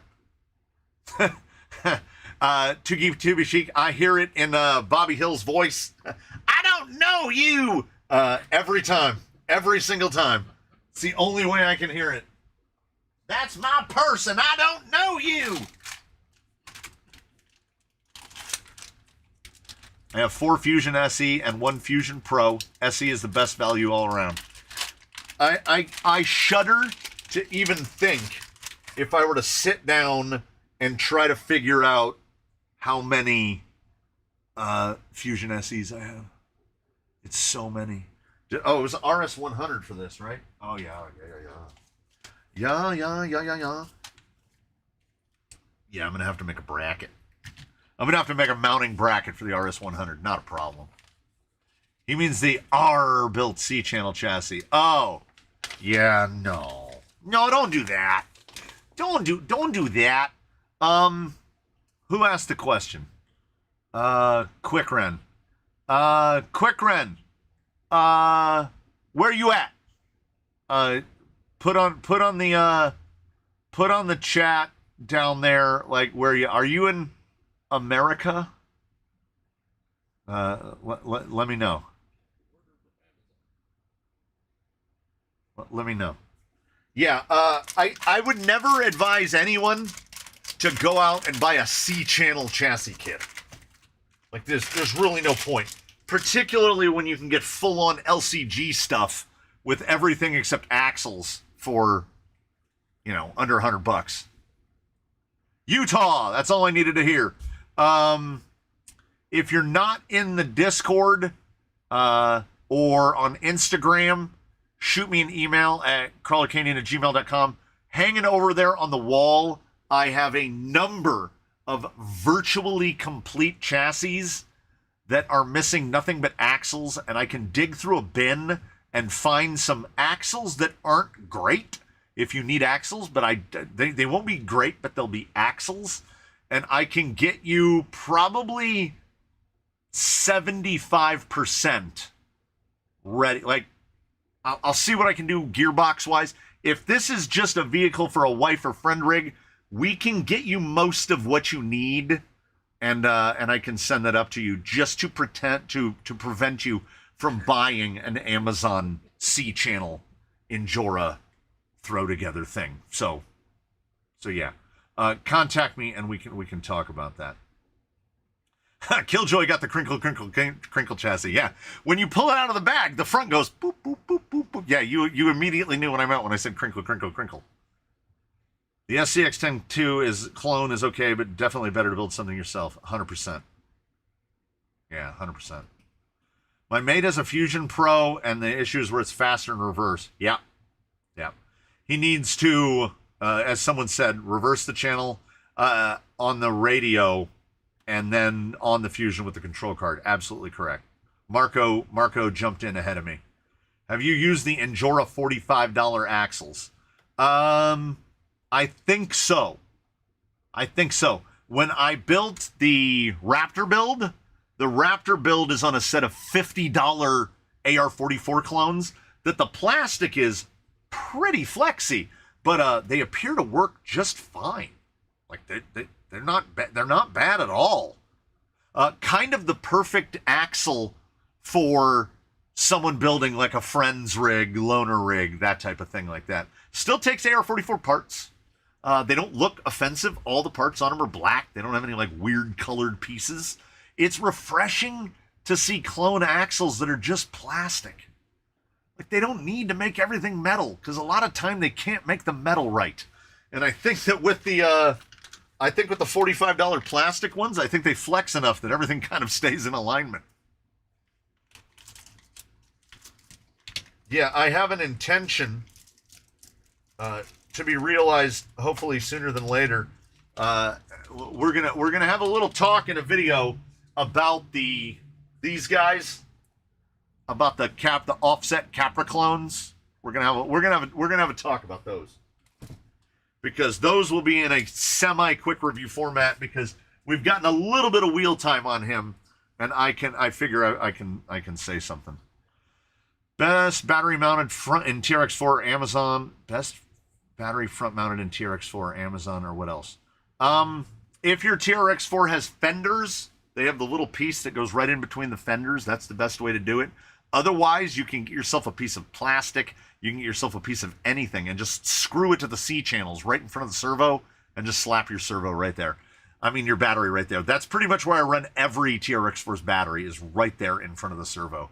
It's not the lowest CG, but it is the furthest forward, and I will make that trade. Gonna build my kids in Jora nylon buggies with cheap plastic axles. That's the way to do it. I'm strongly debating getting the $150 TRX4 clone RTR as a friend loaner rig. Yeah, I mean, why not? You clone a TRX4, which is like one of the most durable things out there, you're probably gonna have good fortune.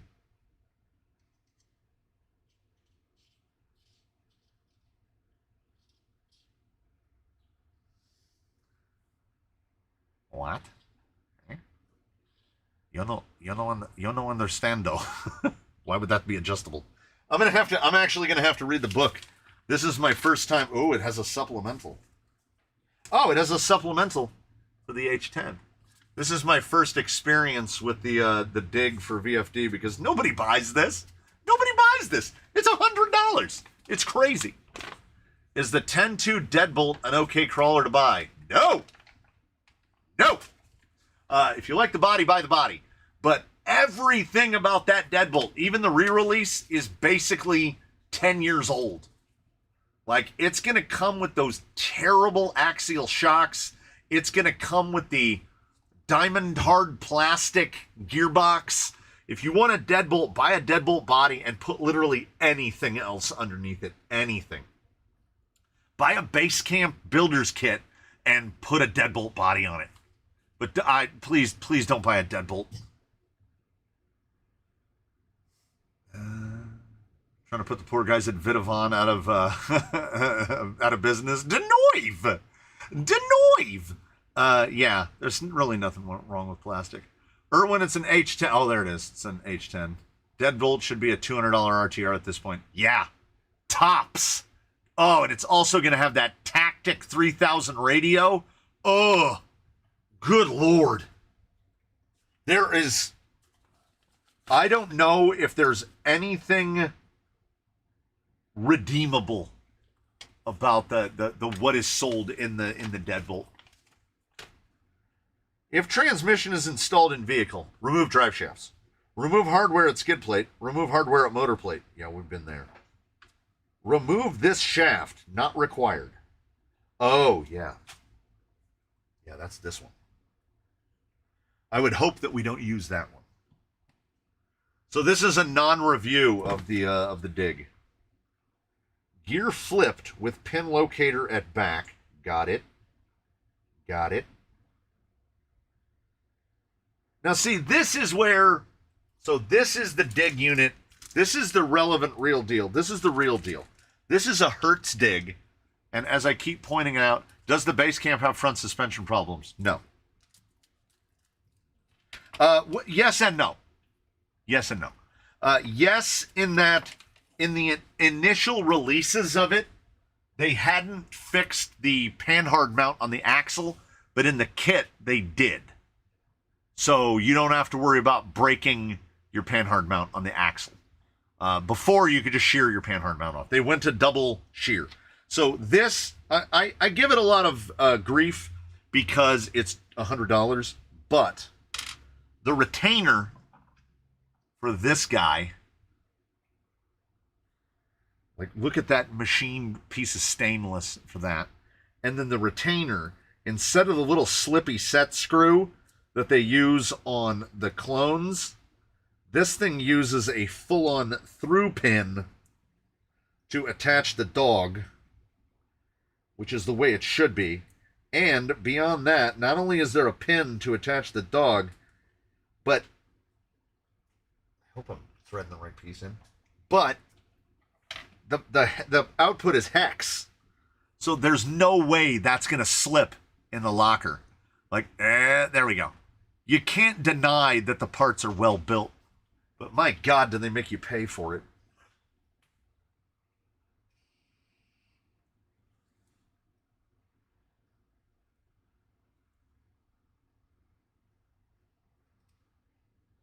Also, I think I'm going to have to.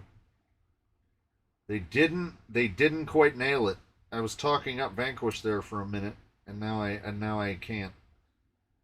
All right, so this truck's a fortune, so he didn't spend the money on it. All right. The other camera might be able to get us a better view.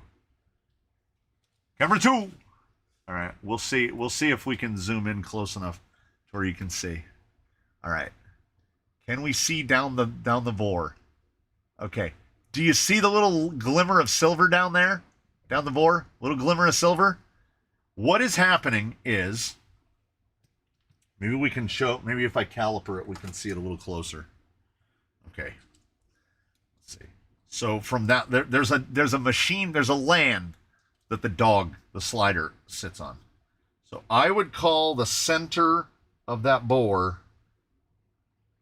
I would call it 2 millimeters. So we're 2 millimeters from the lip to the center of that borehole. And then if we go to this guy, you see how that's not exactly quite dead center in the middle? It's off by, like, I would say that the center is right there. So we're about 0.2 millimeters. So if we take this guy, this pin will slide easily right into that, no problems. And if we put the pin into this guy, the pin will thread in, no problems. But if we put the two together, like this, so far I've just been able to spin it all day and not get it to engage because the hole and the pin don't line up. And that's a 2 millimeter hole, and that is indeed a no wiggle 2 millimeter pin. So what we're going to have to do is we're going to have to consider, what are we going to modify to get that to drop down enough? I think we will do it the easiest way, and we will leave a little slip-a-roo, and I will just take one, not either this one or a one like it. I will take it over to the lathe, and I will reduce that down by about 0.1 millimeters, and then it should be able to pass into the hole. Like, I might actually have one. Like, I happen to remember seeing one. So this one is not the one I would use because I dropped it. And then I hid it away. I'm doing that thing where like Chaplin kicked his hat. Come on. Come on, ham fingers. So this pin is pre-reduced. See, it's been reduced down. I want to say red cat, could be red cat. And because it's been reduced down, that will just drop right in. And then maybe thread in. Ooh, even that's too tight. I don't want to strip that out. Yeah, so, twere you me, and let's say twould you had spent the money, and you'd bought this thing, you bought the Vanquish Dig unit. When you went to put this, go to put this together, and the holes didn't line up correctly, on a scale of 1 to kicking stuff, how mad would you be? I have tools, equipment, and machines here. I can fix this. The other option is, I do have a third option, which is I can take this over to the lathe, I can get a mill cutter, and I can mill a little flat so that that land fits in there. But as it comes out of the package, that pin is not threading into that hole. That is deeply unfortunate. That is deeply unfortunate. Has it flipped around wrong? Well, here's the thing. So this is a hole that just runs through, that just goes straight through, and it lines up the exact same way, regardless of which way it's going. It does not go this way, because this is the actual dig dog that meshes into this guy. Do I hit this backwards? No. No, that's how it goes. No. Jeez. Who asked that question? Jeff, you scared the living crap out of me. No. There it is right there. Yeah, see. Front dig drive. Man, you got me good. The dig servo mount, would going to the micro be more optimal? For what vehicle? For Amazon Digbox or for this? In some configurations, you can only fit a micro on the Amazon, like if you're running a cab only. That's the whole reason I make those brackets. That's going to say the words and a lot of them mad. Yeah. I have the ability to fix that. I have the stuff to fix that, but I understand that a lot of people don't. I used a dart as a taper punch and tapped it in. It seemed to push the dog onto the shaft enough to get the pin in. You know what? We have darts. We're right here. You were right here. We're not only are we right here, but I have a dart. Now, where did I put the dart stuff? Oh, I can't remember where I put the darts. Wait, I think I see them.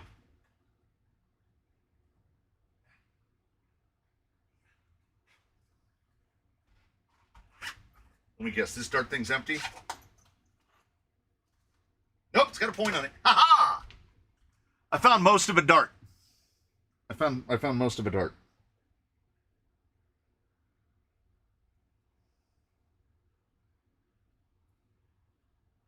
You know, there's like a 30% chance that's going to work. Now, which one was which?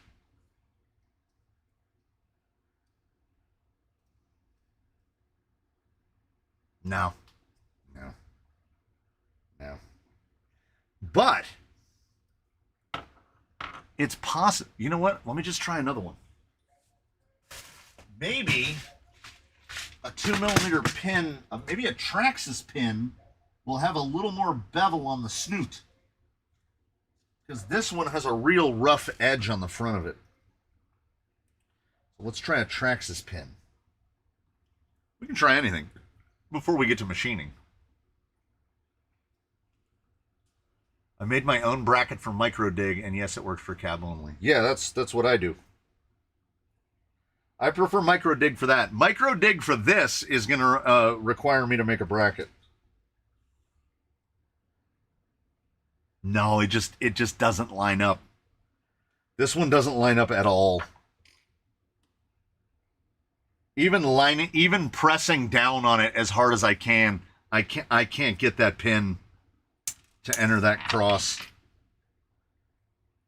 Meanwhile, the pin with no dig unit would just drops right in. That's a shame. That's a shame.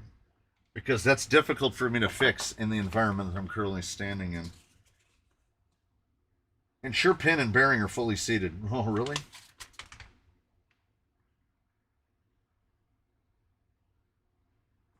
Yeah, I'll have to make a micro adapter. Won't be a problem at all.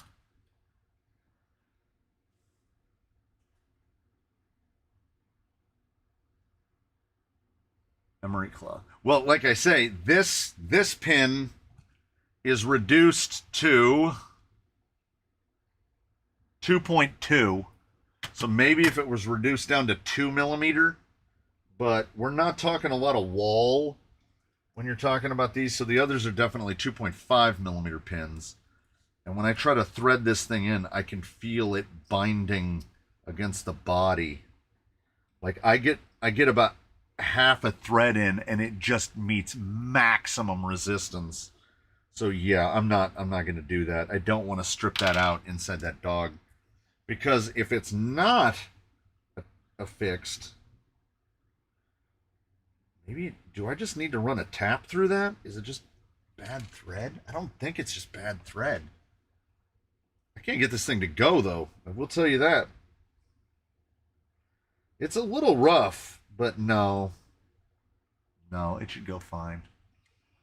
I didn't even get part of the way into complementing Vanquish's machining, and the first parts of the dig unit won't go together.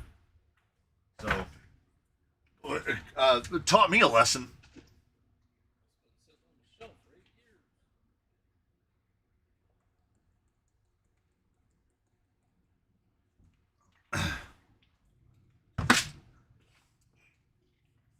Wouldn't be the first machining issue from Vanquish.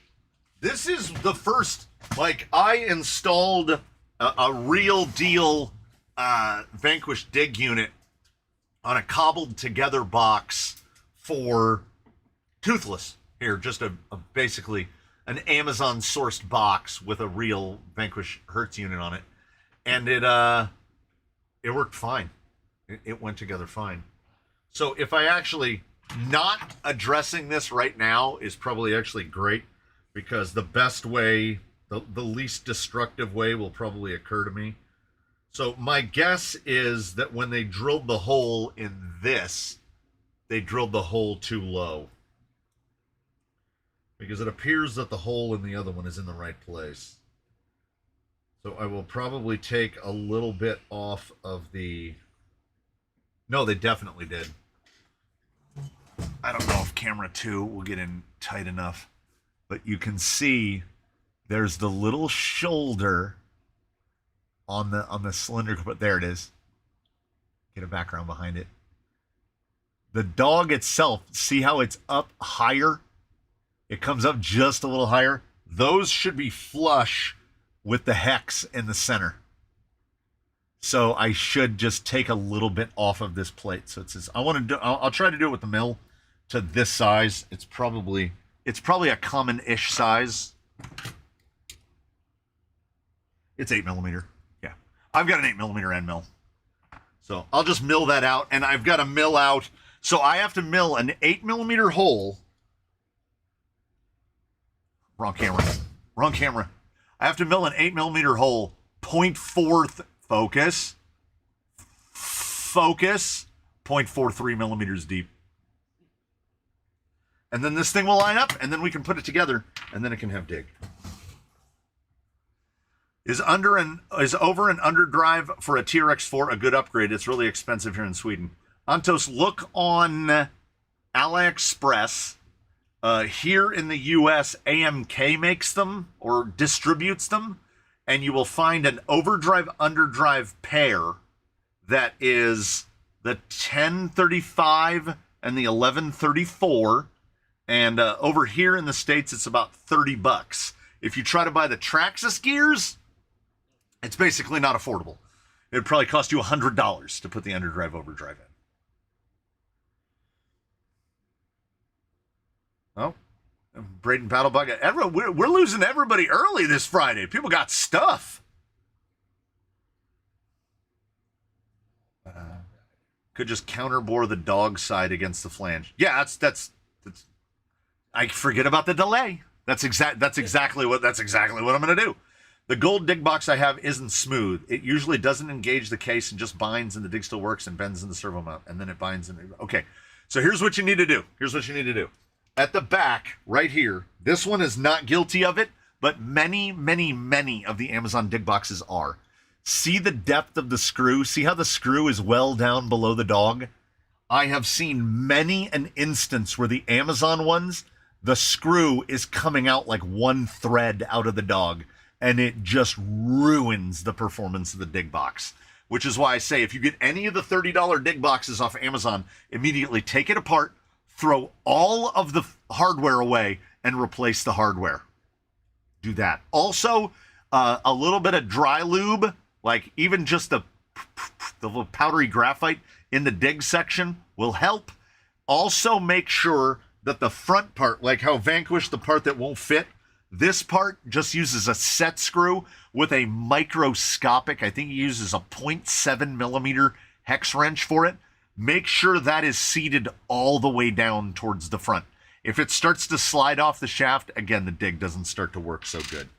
But the Amazon dig boxes, I've got a lot of them. There's like 7 of them here. And they take a little bit of work, but that's what you get for $29.99. Sometimes you got to put a little bit of work into it. So had it been me that spent the money, I would be enraged that I have to put the type of kind of work that I have to put into an Amazon dig box into a Vanquish $100 dig unit. And, well, I would be infuriated if it was my money and my parts, but, you know, I'm doing it for somebody else, so it just seems like fun. They were feuding on the Vanquish page that all the axles and gears were made in China, but it was the high-end machinist in China. Oh, Mike Cross is going to work. Isn't it Saturday there?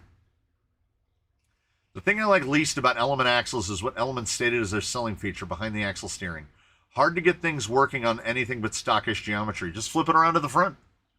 I have a handful of Element axles with the steer link just moved to the front. It'll clear the pumpkin. Just flip it around to the front. Also, if you do a caster flip, you can clear stuff a lot better.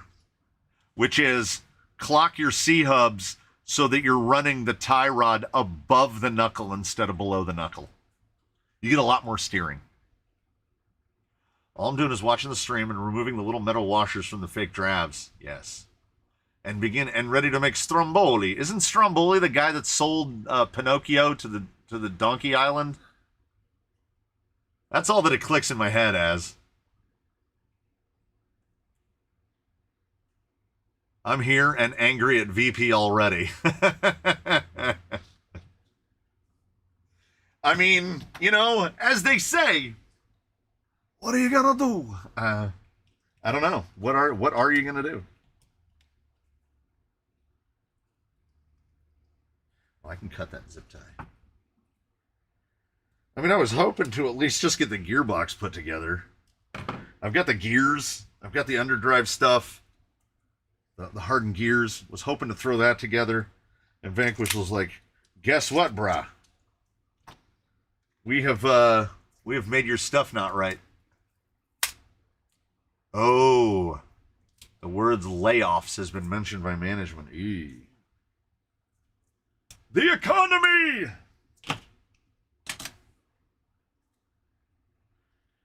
I have, in my professionally unprofessional life, the key that I've used, how I know that my wife can't get rid of me is I've rendered myself invaluable. I take care of everything. So she doesn't know where the bills get paid. She doesn't know where any of that stuff goes to. So I've made myself, and I also won't let her up my life insurance because then I think she might kill me. Why am I cleaning the goop off of this? I have to cut that part out.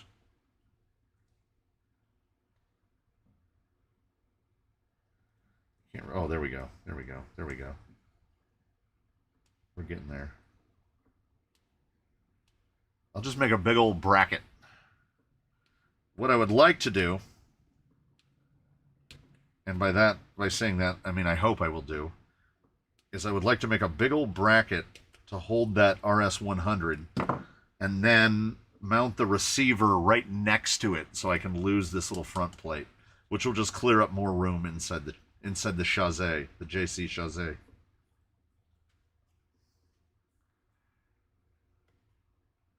I was doing payroll, HR, and maintaining insurance licenses for my previous job and still got laid off. Yeesh.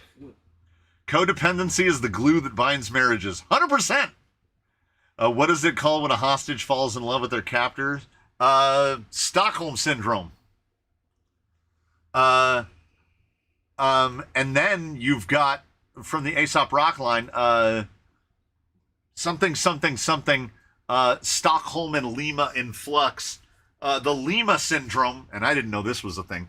So Stockholm Syndrome is when the captives start to sympathize with their captors. Lima Syndrome is where the captors start to sympathize with their captives.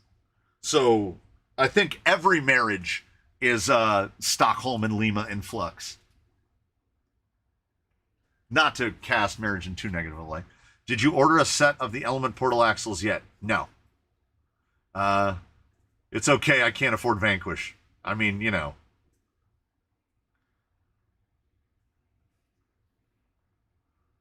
Z battery is okay or just crap? Z batteries are some of the better ones in my experience, particularly if they're the Z premiums, which look like this. The like gold lettering on black with the red. These are really good, and they're still cheap. I probably have more Z batteries than anything. Ovonic is good. What is it called when hostages fall in love with their captors? That's what Vanquish fanboys are. I don't know what it's called when they fall in love. I think Vanquish might have a whole new thing going on. Because the ordinary one is just sympathy. You become sympathetic. But yeah. And we again, it's not fair to just single out Vanquish. Fanboyism is rampant. If you tell, every brand has got the fanboys. As my associate over here behind me said, look at Red Cat. And I mean, I don't know if it's ever more true. Making of Italian sausage, pepperoni, bacon, olives, mushrooms, and mozzarella and Romano. Isn't that just a pizza? That sounds like a pizza. You're making is Stromboli pizza?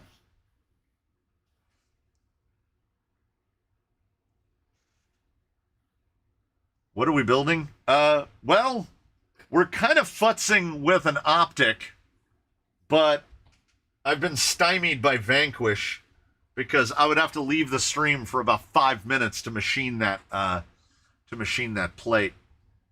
Blind man to fill in for you? Turnigy batteries any good? I haven't used a Turnigy battery in a long time. And full disclosure, I didn't sign an NDA or anything. Turnigy contacted me. Actually, Hobby King contacted me about Turnigy batteries, and it's the same boilerplate. Anyone who has a YouTube channel and gets contacted by manufacturers, they can tell you this. You will get contacted by manufacturers, and it's this same like boilerplate first paragraph where they're like, we really enjoy your content and how you interact with your viewers. We would like to yada, yada, yada, blah, blah, blah, and then they get to the point. And she asked me if there are any Stromboli as a folded up pizza. There you go. I said it sounded like a pizza and the guy that sold Pinocchio. So Hobby King asked me if I wanted to test any Turnigy batteries. And I was like, sure. Like people have said, what was it? Terps and Jerks did the review of the Turnigy where it changed his life. He did it very sarcastically and tongue-in-cheek. Turnigy's request for content in return for sending me a battery that costs $8.70 was like longer than the boilerplate paragraph, like links to all social media platforms, etc., etc., etc. And I was like, guys, It's a 1500 milliamp 20C battery that costs $9. How about I go and buy some Z's that are 100C for like $14. Also, Turnigy is still living in the olden times. Like, it's a great battery if you have an airsoft gun that you need to put a battery in. But like, their 1500 is like this big. It's like thin and long and does not fit. Like, it would fit perfectly in the wing of an airplane, but it doesn't fit that. Like, it would never fit in this. You could cram it in the middle of the chassis, but it's not going to fit in this. So Turnigy batteries are fine. Would I go out of my way to buy a Turnigy battery? No. I still probably have some now vintage. No, I think I threw them away. I had some soft case Turnigy batteries from way back in the olden times that used, and I'm not kidding you, 8-gauge wire. If anyone out there has tried to solder a battery terminal onto 8-gauge wire, it's fun. And by fun, I mean it is awful. And I hope it upon no one. Try the new 3 Bros battery. Oh, I bet those are cheap. Genzace makes a fine battery too, but you will find plenty of horror stories about Genzace batteries. Genzace batteries are as hit and miss as anything, and I say that as an owner of multiple. I probably have half a dozen of their transmitter batteries. We used to use the 5000 ones. Yeah. We used Genzace 5000s for years. Wait, should I be buying Z batteries rather than Genzace? I mean, they are, I would call them basically equivalent. Ovonic is right there. How about Max amps? I have used... Okay, hold on. Pardon me, bits. This is going to look like this for like a day. Okay. This is how you're supposed to store your lipos. Don't try to tell me any different. CNHL Black, 1500. Z, 1500. Awanfi, 1500. Goldbat, 1500. Here's a Genzace Adventure, 3600. I also have a 4300. Then behind us, we've got Ovonic, 2200. We've got Z, 2200. Did I get to Huvo? 1500 120Cs. There's another of the Z. There's another of the Z. Oh, I got to put Velcro on that guy. Basically, here's what it comes down to. I go on Amazon. Whatever battery is the cheapest one, I buy that one.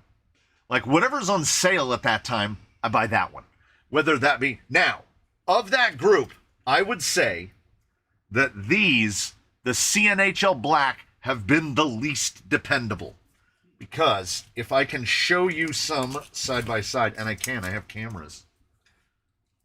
Okay. Look at the relative height difference. They started off the same height. These begin not puffing, not swelling, just like, look at the beating. This, like, I'm going to have to get the heat shrink out because this battery has seen all of it and is still absolutely fine. It's probably still, don't prove me wrong. Yeah. Focus. Look at the balance. Focus. 374, 376, 377. This thing has been in the bag unused at a balance charge for months. Will we get the same result off of the CNHL Black? 383, 383, 383. No, he's doing all right. But I have had 2 of these die. So, like, comes off the charger and it's shaped like a wood wedge. It's just blown out to this big on one end. I haven't had one explode on me, but I have had to throw a couple of them away. I've had a Z go bad. I've had an Awanfi go bad. I've had an Ovonic go bad. they're all only good for a number of cycles. And the CNHL I've had go bad the most. But I think I've bought them the most because they were the really properly cheapest for a while. They also, I mean, someone can correct me if I'm wrong. I don't know if they're doing a 2200. And the 2200 form factor is basically the exact same as the form factor of the 1500. And if I can get 50% more capacity in the same size battery, I'm just going to do that.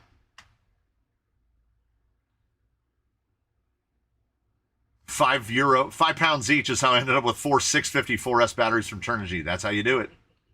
Silicone inserts versus 3D printed. 3D printed, if they are optimized to the tire and the vehicle, is the best possible option. They are going to get you the maximum amount of performance that you can get out of that tire. The difference is a silicone insert like this is going to fit a wide number of tires, and you could move it from rig to rig to rig to rig, and it will be absolutely fine. These are not going to be the utmost in performance, but they are going to be very inexpensive. When these go on sale, they're like $16 a set for 4. And these, I guarantee you, are not $16 a set. I'm going to say closer to 50 or 60. Are these ultimately going to have more?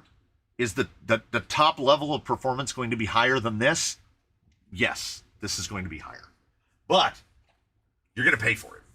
You're going to pay for it. That's why I'm still building inserts like this. You get some fridge foam, you get the inner from a dual stage. These work very nearly as well as the silicones, maybe better than the silicones in some instance because they are firmer in the middle, but they are fully DIY. You got to build them yourself. So I'm lazy by nature, energy conserving. So if I can buy a silicone, I'll just buy a silicone. Sun Padao. Somewhere I think I have a Sun Padao. Yes, so also the silicone will be heavy, about 70 grams, about double the weight, and a 3D printed will be about 35 grams. That's for a Class 2 tire. So advantages, disadvantages. A little bit of unsprung weight is good. Too much is bad. It's rotating. It's not the best, but it's also low weight. And it's free. You're not paying extra for it to get it in the insert. So it's pluses and minuses. What do you use for your RC4GS? Okay. Most of the RC4GSs run on these. They run on pairs of 18650s soldered into little 18650 adapters because you can't do it cheaper than that. You'll spend about $6 or $7 per radio. Radios that do all the work get the Genzace 3800. Like this is baseline. So this radio is baseline, Lord Pentaby, first of his name, and Wolverine. They're all programmed to this radio. So what radio here do you think gets used more than any other radio here? It's this one. Like notice this. You can't buy that shininess on the grip. You got to make that. This radio is on all the time. And also that battery is even lighter than a pair of 18650s. So I'm just used to the weight. The 3800 is the weight. If you only own one radio, just buy one of those 3800s and be done with it. Portal brass or heavy wheels? Optimally portal brass because it's low, but it's not rotating. What mah for your transmitter? I've used the 2000s, the 2800s, the 3800s. The more you can fit in there, the better. I do have one RC4 that's running 3 18650s, and those are, what are they, 3300s? So though that guy goes for a while. He will run for a long while. Christmas, the Z2200 were on sale for $12.99 a piece. Yes, they were. That's why I have so many of them. I have quite a number. The Ovonics went on sale as well. That's why I have a bunch of those. I thought afternoon all was a salutation. It is. Afternoon all. Why, did someone use it as like as departing? I have a link to that battery for Radio Link if you need, posting in Discord. Excellent. It was a say hi, not buy. Oh, there you go. Is Radio Link an upgrade or is Stock Traxxas good enough? Radio Link is 1,000% an upgrade. And I can even say that while saying that the Traxxas radio, that TQI, is not terrible. Particularly if you have the full-blown full boat one that has lockers and 2-speed. The little thumb switch works great. The little top switch for the lockers works great. But an RC6 on a TRX4 is just way better. It's way better. And I say that the Traxxas radio is the only one I can think of off the top of my head of an RTR radio that has built-in cruise control. But it doesn't... Yeah, it has set cruise control. It's pretty good. The TRX4, okay, you don't need to rush out and replace your Traxxas radio. But, as Antos asking, if it was the question of a Fusion Pro or an SE1800 and a radio link, it's the SE1800 and a radio link, 100%. Because your whole experience will improve. Too much unsprung weight is bad. We're trying to find the point where unsprung weight gets to be too much, but I haven't found it yet. Too Geek to be Chic does point out that portal brass costs more. Yes, but this is a TRX4 we're talking about. Benedict Harry will sell you 4 of the heaviest pendulum portal covers made out of brass that you can find for about $40. So it's not really that much more expensive than brass. Now, if we were talking about something like this, yeah, it's going to cost you a lot more. Prior to the China clones, getting portal covers for an F10 was $90. After tax and everything, basically $100. Yeah, Antos being in Sweden is probably just going to go AliExpress and should be able to get a Fusion 1800 and a Radiolink RC6 for less than the price of a Fusion Pro. And will have a much better experience. Yeah. And that is a 7-channel radio. So if you want to add like lights and stuff that you can turn on and off, you're already set.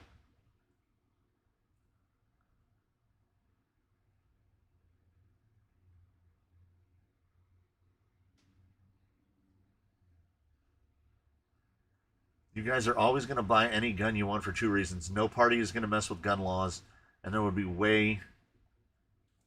war, and there's too many in circulation.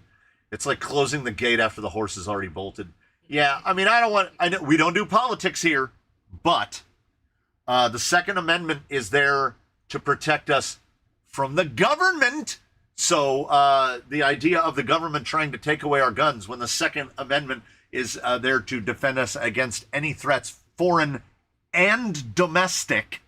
Also, do people in America, do people in the world really have an idea of how many guns are in America? There's more guns than there are people. So unless we're going to go full-blown 1984, there's no way you're getting all the guns away from the people in America. And on top of that, and this is where I know I said we don't get political. There are more guns than people, and I guarantee you there are millions upon millions upon millions of gun owners that have never nor will ever shoot that gun at a person, ever. They shoot it at paper targets, they shoot them at deers, they shoot them at turkeys, they shoot them at things that go bling when they hit them. They don't shoot them at people. The people that shoot guns at people are what need to be addressed, not the guns, okay? If sewing machines started attacking and killing people, they wouldn't be arresting seamstresses. They would try to arrest the sewing machines. And it's the wrong way around. Like, you don't blame the instruments. If I go around and start clocking people in the head with violins, do we ban violins? Or do we stop people from hitting people in the head with violins? Well, guns make it too easy to kill people. Well, oof. There's a gun behind every blade of grass. Yeah. I just got the Mias H10 brass front rear covers and brass servo mount for $70. Yeah, Mias is one of my new favorite things. Once I discovered Mias nylons, Mion rapidly climbed the ladder of being one of my favorite things. And they've got a Mias 10 Pro coming out. So I'm all in. I'm 100% for it. Because it doesn't have a giant 10 Pro gearbox in the middle of it. We're making our 15-year-old read 1984 and write a report as punishment. Nice. Yeah, Bill Truitt. Haven't seen a gun with a brain yet.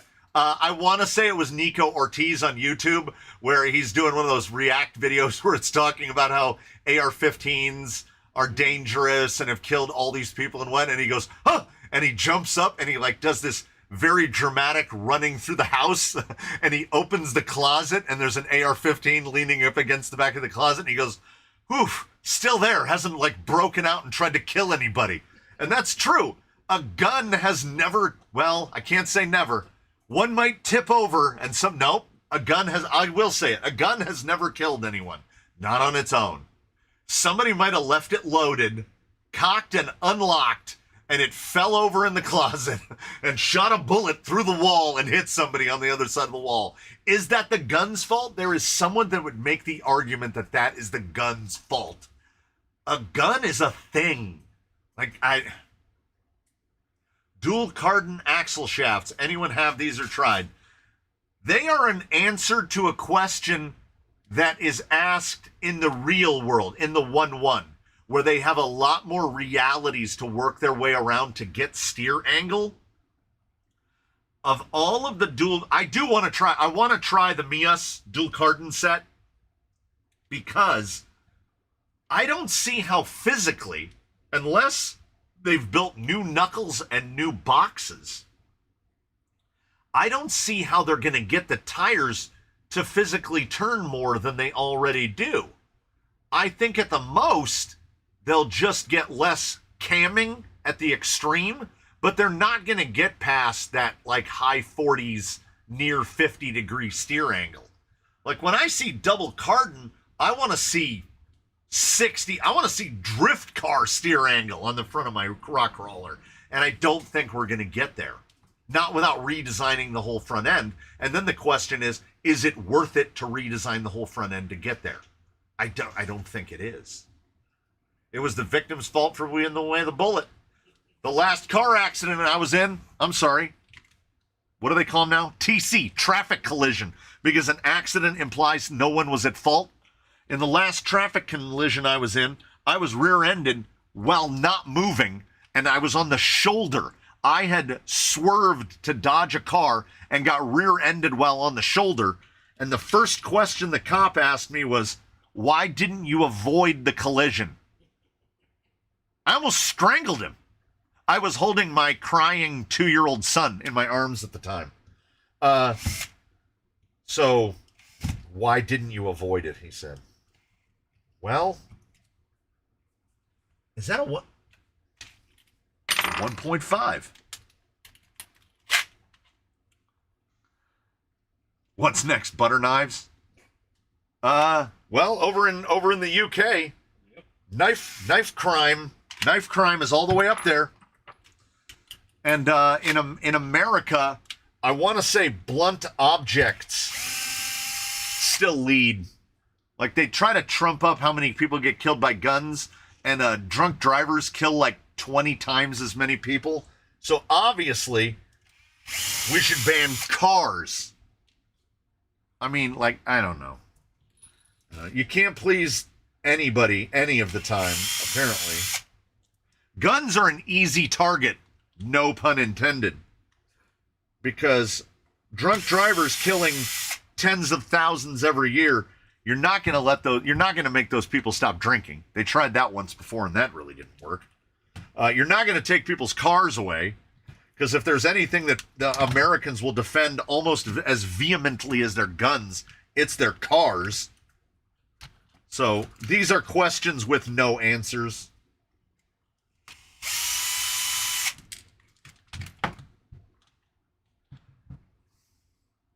I'm not saying I have a lot of firearms, but when the zombie apocalypse comes, y'all are welcome at my place. I don't own any guns. I don't own guns. But I don't think that means no one should own guns. And that's the difference. That's the difference between a rational person and a ban everything person. I think people should, and they say, you know what we need? We need restrictions on buying guns. Do you know what you need to do to buy a gun? I live in California. If I decided right now in this moment that I wanted to buy a gun, it would be 7 more live streams before I had that gun. It's crazy. I think it's only like 21 days. No, I think it's 45. It might, maybe it's 21 for long guns.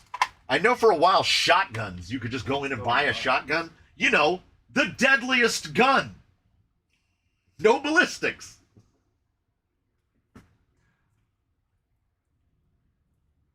I once got into a debate once where I said, change the Constitution. Reply was, you can't change that. It's sacred. My reply was, you do know what an amendment is, right? Yeah. Yeah. You can't. How dare you try to change a document that was written 250 years ago? They certainly got it all right, and they predicted all of the technology that would exist in the future. I think that the U.S. government, it should be mandatory that everyone owns a musket. Like a barrel-loading musket that shoots like a 1-inch lead ball out of it. And we should all have to go through classes and learn how to load and fire and maintain our muskets.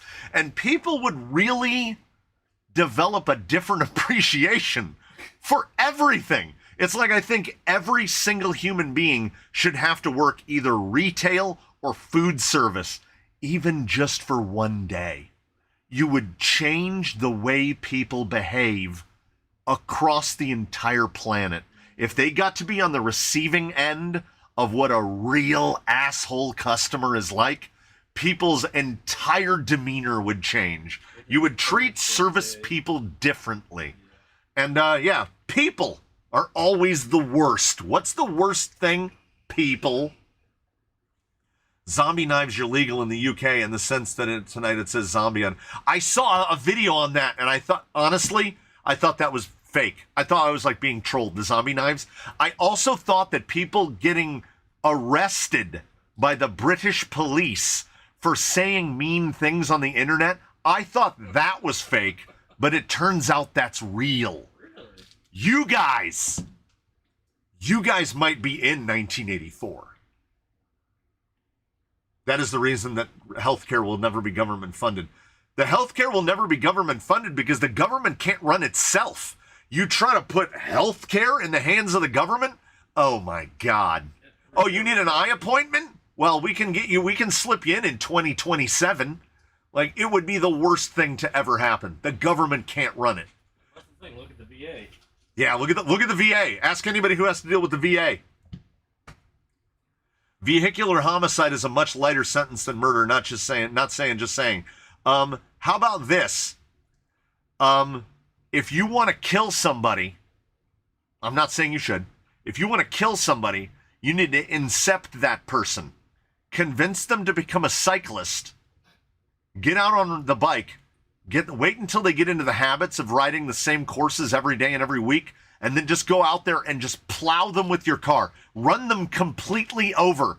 There is a very high chance you won't even be arrested. You won't be charged with anything. In my time in cycling, we saw one where a guy in Texas went off the road with his pickup and ran over 7 cyclists, killing 5 of them. Didn't even get a ticket. Cyclists aren't even people. Just kill them. So yeah, if you want to kill somebody, convince them to become a cyclist and then run them over with your car.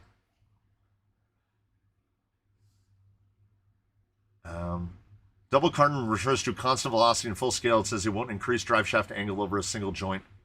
I'm guessing you might see a slight increase. Well, I mean, double carbon is constant. Well, a CV joint is constant velocity, but has less steering angle. So I think they're trying to replicate the steering angle of a universal, but the no camming. I can live with the camming. So I don't know if double carbon is the complexity worth the reward. That's the question. Any more thoughts on Spark Drive? I still think it's a proof of concept realized. I can genuinely, honestly, truly, I can see a real-world application for Spark Drive in a side-by-side. I can see Spark Drive getting sold to whoever, but Polaris or something like that, and them coming out with tank turn for your side-by-sides. 100%. I don't think that the guy behind it can scale the parts down enough for it to be effective in 10th scale. I think it's like a novelty in 10th scale. It is definitely cool, and it is definitely a party trick, but it's not even that it's not ready for prime time. I just don't think it's explicitly suited to what we do at this scale. I think in a full-scale side-by-side, 100%. I can see them on the market. You can't buy a pistol in Canada. Not even a classic one? Oh, Antos is heading to bed. Good night, Antos! They meant for us to have whatever technology the government has. Yeah, the word parity is in there, that we're supposed to be able to do what the government does. But if you run down the list of the things the government has, we can't have any of that stuff. They won't let us have magazines with, how small are magazines for magazine fed? I know pistols are 10. What can a rifle hold nowadays? But the government can have a M249 machine gun with a 200-round box hanging under it. You can't have that. They can also have tanks and Reaper drones and all of that stuff. See, when they wrote the Constitution, nobody was sitting around going, yeah, but what about Reaper drones? Because that wouldn't be invented for another 230, 240 years. Mister, we got you protected. In Alabama, we can have them delivered via DoorDash. Yeah, you know why? Because down in Alabama, you don't have hot spots of people shooting each other all the time, every day. There's a website called Hey Jackass that does nothing but track shootings in the city of Chicago, which is an extreme... Not into the politics. Woo! Yeah, everyone should learn to use a muzzle loader. And everyone should have to drive a K car. You should have to work in food service, and you should have to drive a K car, and you should have to own a muzzle loader. Let's take it back. Let's take it back. That's my presidential platform that I'm running on. Someone threatened to kill me over a pizza. Food service was the worst. Yeah. People ask any waiter, waitress, hostess, anybody, when is the worst time of day? When is the worst time of the week to be working in food service? 11 a.m. on a Sunday morning, when the church crowd comes in and treats you as subhuman. They should make those people work at Waffle Houses. They should come out straight out of church and straight into their shift at the Waffle House.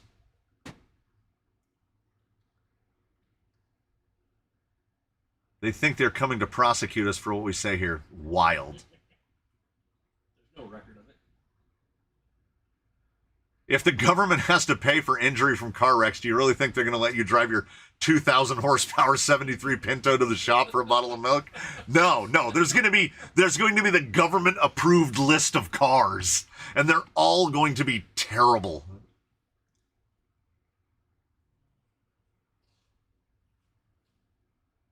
If you need to deal with the VA, go to Ann Arbor, Michigan. That's good to know.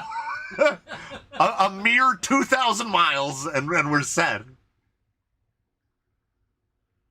I think the censorship news and the knife problem are very overblown, but I don't live in a major city. Yeah, it's the same. It's the same with gun violence here. It's the same with gun violence here. Like, we will have a shooting. We just had a shooting, like 3 miles down from my house, like 2 weeks ago. Road rage turned into the ultimate exhibition of road rage, where a guy on a motorcycle hit a guy's mirror while lane splitting. The guy in the car followed him. They pulled into the parking lot of a bar, and they shot and they killed each other. Right? Is that sad?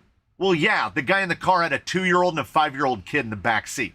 Did that have anything to do with guns? That had nothing to do with guns. That had everything to do with the fact that we had 2 categorical idiots that took themselves out of the equation through sheer stupidity. The guy hit your mirror off. Okay, bad on him. You want to kill him for it? And he wants to kill you for calling him out on it? People are the worst. It doesn't mean you take all the guns away. It just means maybe try to start making people not be the worst. Don't reward bad behavior. How about we punish bad behavior? There's an idea. Sir, can we see your TV license, please? I want to see the spark axle with tracks. I don't think those little motors could turn tracks. Most VA care is inadequate, but the Ann Arbor is good. They just built us a new VA down here in one of the neighboring cities in the Inland Empire. Oh, it's a monstrous building. But like, who knows? Who knows what kind of care you get? What about Mia's isokinetics? Anything for 10th that works? So the isokinetics, those are like double cardon, right? I know they throw a lot of terminology around. They're basically like a universal and then a little middle piece so it can turn further. Is that the idea? Is double cardon and isokinetic like two flavors of the same ice cream? I don't know. I've never bought any of them. As you know, I want to test all of it. I want to test absolutely all of it because some of it's going to be good. It's not all going to be good. Unikitty is wrong. Everything is not awesome because if everything is awesome, nothing is awesome. There has to be bad stuff to remind us of the good stuff. But I want to try them all. Preliminary question for Sunday's video. Would a mini wood lathe suffice for all machining and RC applications? Yes. All you have to be willing to do is live on the edge. You get yourself a carbide cutter. Now you can get, I'll just get that. Oh, hold on. Wait right there. Wait right there until I come back. My voice is getting real hoarse today. I don't know why. I think it was the hot wings, man. You messed me up, man. They're delicious. Okay. There's two different ways you can go about this. There's a budget way and there's a less budget way. I don't know if they can hear me. Oh, no, they can hear me just fine. Yeah. Okay. So if all you have is a wood lathe, you can spend the money. These are cheap on Amazon. We have an indexable carbide cutter on the end. This will go through stuff like aluminum, absolutely no problem. Aluminum, everything else. You could probably even get through steel with that, right? But the 3-pack of these tools is probably about $100 because they're indexable carbide. But then you can change the carbide cutters out for next to nothing. Meanwhile, you can get this is an AR6C2 carbide cutter, which is for, I want to say ferrous metals, like this is good for brass, copper, stainless. Yeah, non-ferrous metals. So brass, copper, stainless, might do cast iron. You can get this one, and then there are copy-bodied ones, which are like AR5s. Anyway, none of that's important. These are like $3 each, right? And you can see the marks on it. You clamp it into a pair of vice grips, and you use this as a handheld lathe tool. And I do it all the time. And you can do it, you can make whatever you want on a wood lathe, really. I also know that there are companies that make cross slides that will attach to the slide part of a wood lathe, and you can use it. The only difference between a wood lathe and a metal lathe is usually a gear head, and inside the headstock of a wood lathe is a belt. That's about the only difference. So the wood lathe is actually safer because it will stall. A metal lathe will try to rip a finger off of you. So yeah, you can do anything you want on there.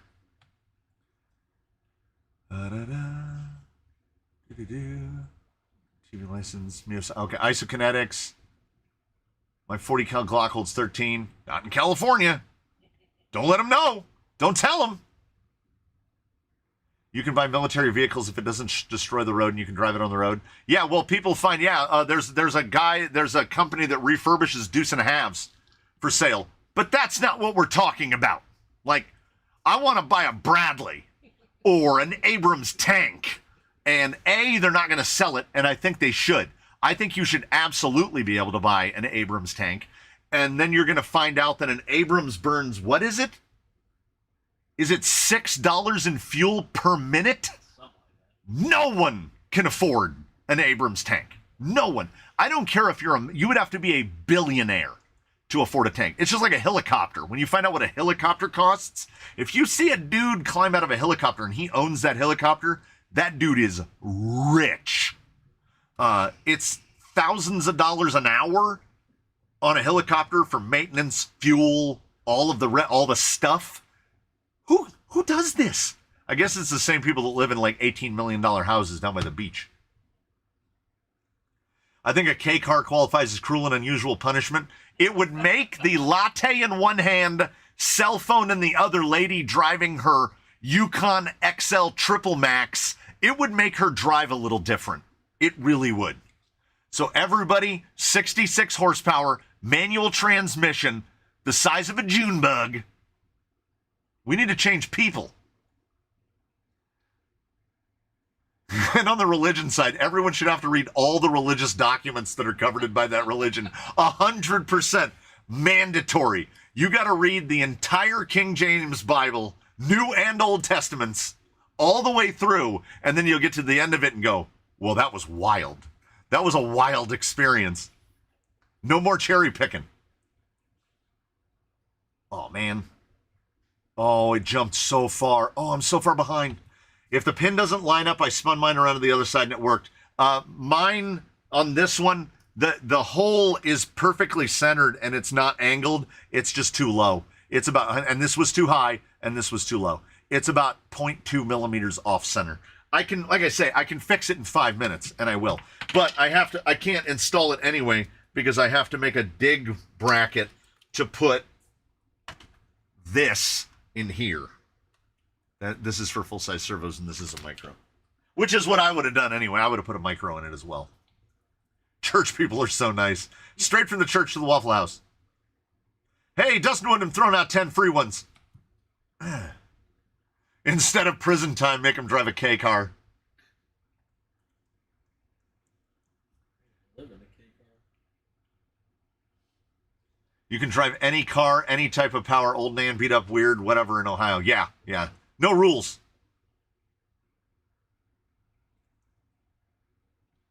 Yeah, I saw that video. How would you do that with kids in the car? Because it ain't the guns, it's the guy. Oh, no. Oh. When I say K car, I don't mean like those Chrysler vehicles from the 80s. No, that is like, should be against the Geneva Convention.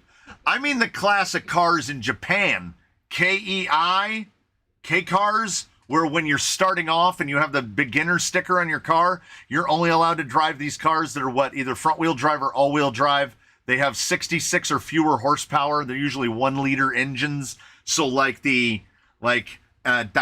made a bunch. You've got the, Mazda Demio. You've got a lot of my favorites from Gran Turismo, the 66 learner cars, basically.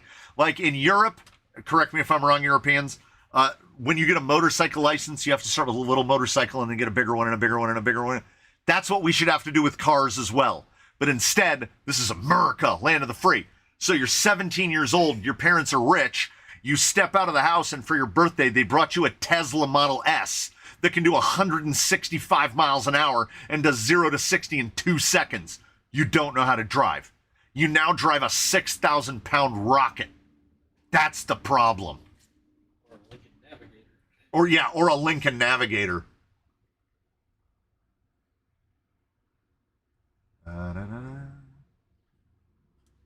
You could argue that hate speech is bad behavior and should be stopped. Anyway, enough talk. Well, yeah, but hate speech is free speech. Just because you don't like to hear it. As long as it's not like, I'm going to kill that guy. That's the kind, that goes beyond inflammatory speech and goes into threats. You need to build a nitro-powered crawler. Drag brake would be the problem. You'd have to put like one-way clutches into there somehow, and then you wouldn't have reverse. I thought they have brakes. But how do they go backwards? How do they go backwards? Order the Mias Isokinetics and the Mias LCG slider with carbon fiber and gold-flake rails. I'm most interested to see the, what do they call that? Sintered? What do they call that carbon where they just take all the carbon scraps and dump it into a thing and they press it together? It's not good. There's a motorcycle channel that makes stuff and they made a lot of fun. They were throwing like bologna sandwiches in the press and stuff because it's just made out of scraps. Are we going to get a night crawl? At some point, yeah. Both of mine were for the same way, but it worked with the other side of hole. I don't think they drilled them straight. I'm telling you, Andrew, my man. Okay. There's the pin. It's still sitting on the end of the wrench. Here's the thing. Okay. So we're here. We're here. Okay. Got this way. Like I can't even get it. Oh, the hole is most likely not drilled straight. I can't get it in at all. Okay. Now I can't get it out. I've inserted it too far. No, seriously. That is stuck now. What is with the autofocus today? Autofocus? There we go. That is stuck. We're going to have to go with the Gojiras. Got that popped right out. All right. Now, I didn't remove it, so we can flip it around. So there we are. So now we'll go whoop.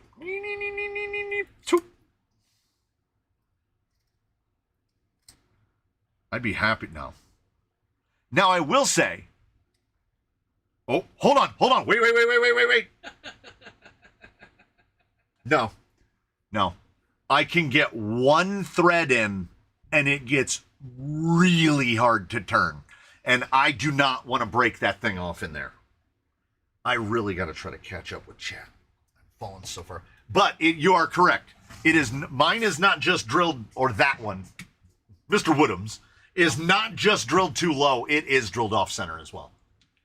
I can contest to the ripping. The finger purple almost had. Mike Cross is off to work. Enjoy. Okay. Abrams tank uses jet fuel. Yeah. You can also run it on like any alcohol, I think. Like you could run it on bourbon. No, thank you. I crawl. Yeah, nitro crawler would be. Some people can't handle outrunners. Like some people would hear a castle with an outrunner and be like, "Oh no." If you got out there with ram, someone would probably physically attack you. Look at the people that buy racing fuel from the airports in a 10-gallon jug for like $200. Yeah, we had to buy race fuel when we were racing circle track, and at that time, I want to say, it was $11 a gallon. So a 5-gallon bucket was a 5-gallon thing of what JP VP of VP fuels was just under $60, and that would get us through a day. But you have to remember, regular gas at the gas station in California is $5 a gallon. So California puts weird stuff in our gas.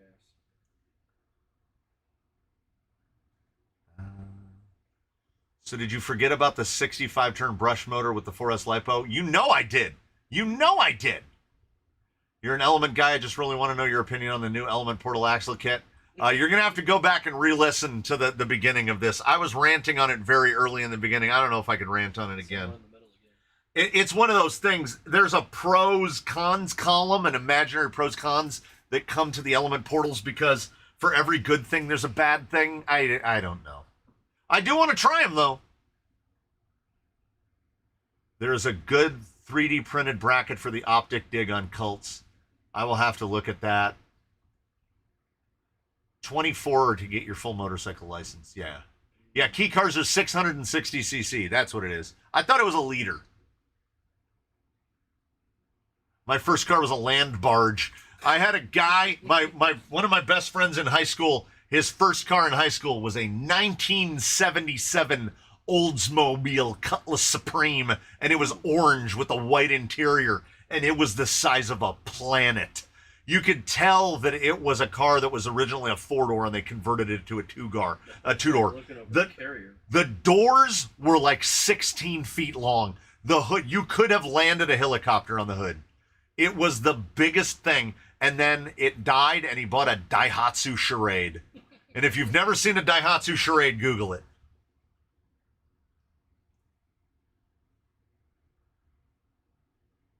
Brake on the driveline like drag cars. Yeah, Charles.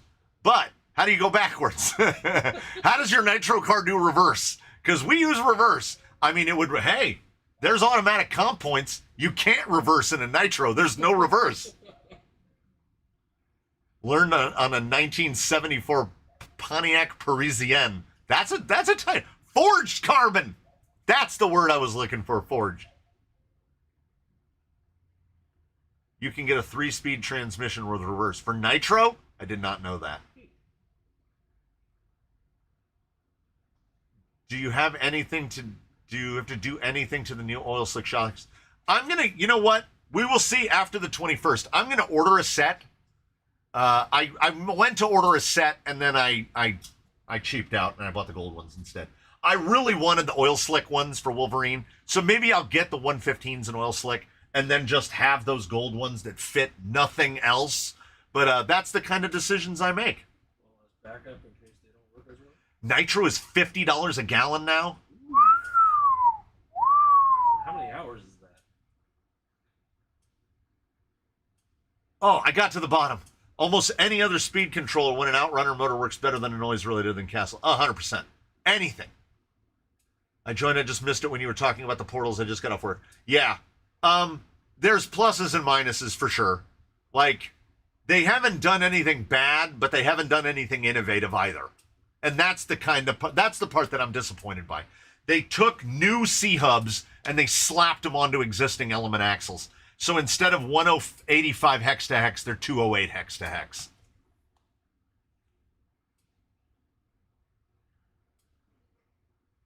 Hey, Ed Scrivener learned to drive in a Daihatsu Charade.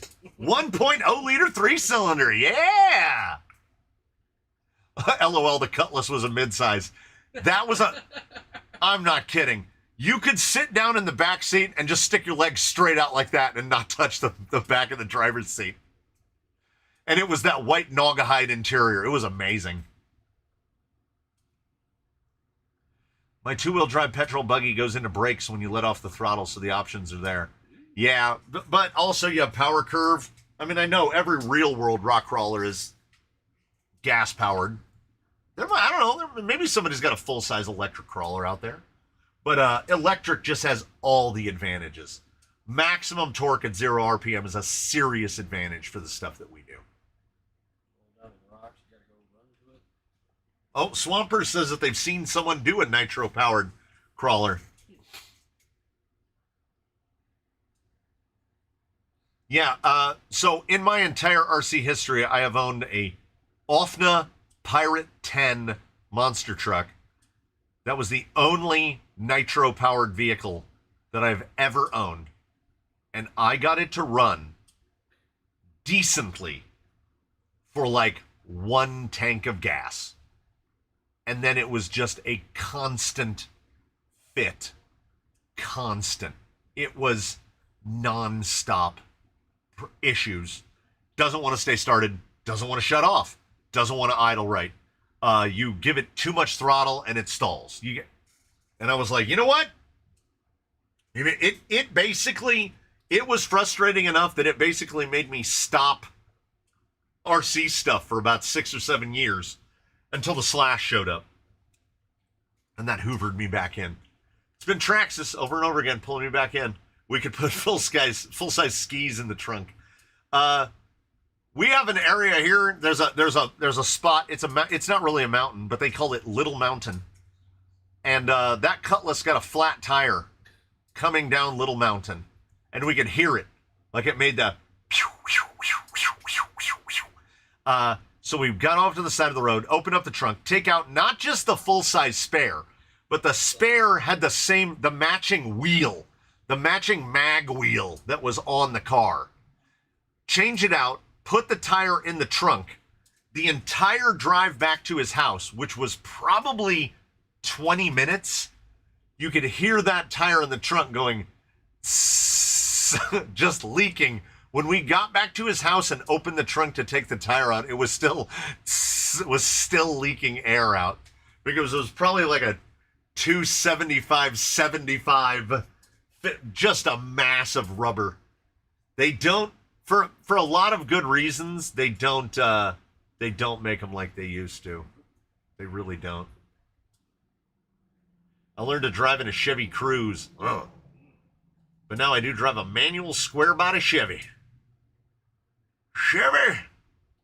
Here's the week of the dumb is dual SCX-10 transmission with 4 motors on 4S. That's a lot. I learned to drive on a 1969 Cadillac Sedan DeVille. That's a lot of car. I think pretty much anything you get into after that is going to feel smaller after that experience. 1958 Ford F550 with a 3-speed and a 2-speed, and I'm assuming the 3-speed was 3 on the tree. Had to be 3 on the tree, which is an absolute nightmare. Anyone who says that they missed that type of thing, no. My wife had an uncle who his whole life was called Uncle Tony. That's what they called him, Uncle Tony. He had a powder blue, probably started off much darker blue, Ford. I don't remember if it was an F100 or an F150, but it was 3 on the tree, no power anything. And pushing the clutch in felt like trying to push a sack of bowling balls across the floor with one leg. And then the 3 on the tree was like stirring a pot of stew, but sideways. Like finding the right gear was just a constant question mark. Not my cup of tea for sure.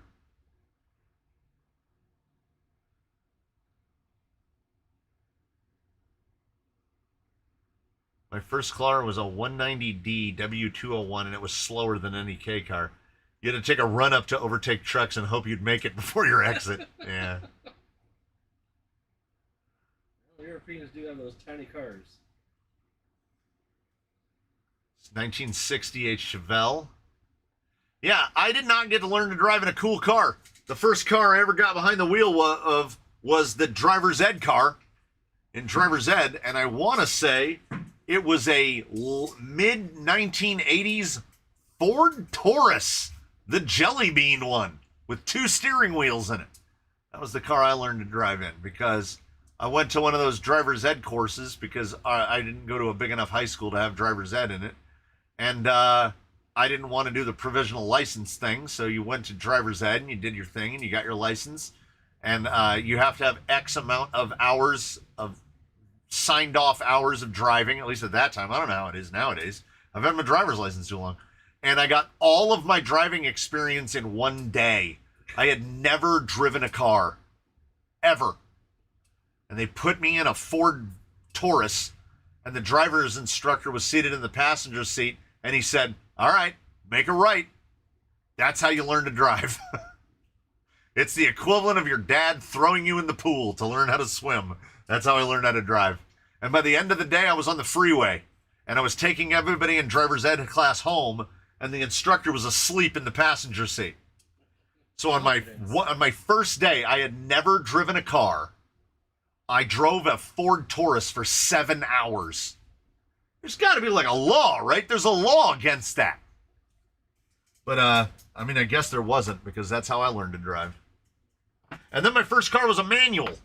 And then once I got a manual, the car I drive now is the first car I've ever owned that isn't a manual. I turned into a manual guy really fast. Did you pass the test the first time? 100%, absolutely. Yep. And I'm not ashamed to admit it. I got an 87. 87 out of 100. Because I had the biggest hard-ass drive test guy known to man. Known to man. I had to do all of the stuff. I had to do a 3-point turn. Parallel park. I had to do a 3-point turn in a one-way, one-lane street on trash day. I know this sounds like I had to go uphill to school both ways and it was always snowing. When I went to make my 3-point turn, I breached into a driveway, right? So I didn't execute my turn only using the street. Automatic, 6-point deduction for that. So apparently, if you come off of the roadway, so that driveway was off the roadway, and it was automatic points off. So I had no chance. And when I pulled out of the driveway to initiate the drive test, I had already been practicing on my buddy's charade, which was manual. And I went to reach for the clutch pedal, which wasn't there, and I soft kicked the brake in the Taurus, and the car went like that. That's how you get an 87. You touch a driveway with your front tires, and you do a little stop like that, just a little shudder as you're pulling out of the driveway, and you get an 87 instead of 100. Because I know a bunch of people personally that got hundreds on their drive tests and can't drive for shit. I took my test in a manual. So the test does not mean a lot. You just take it and you pass it.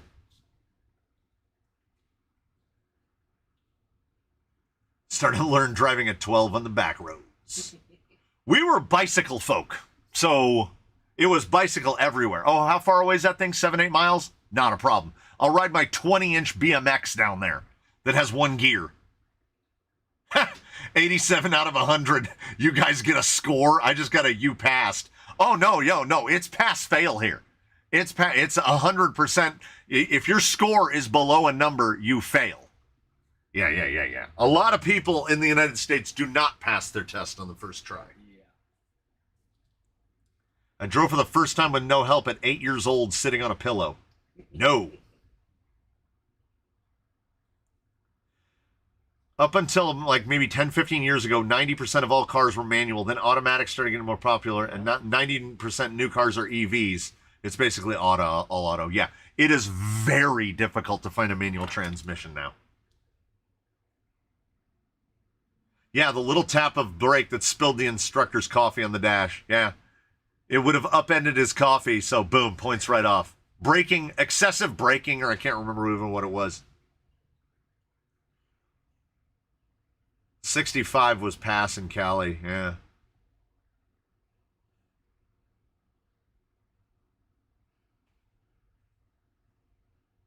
I aced my online test twice because the Wi-Fi went out.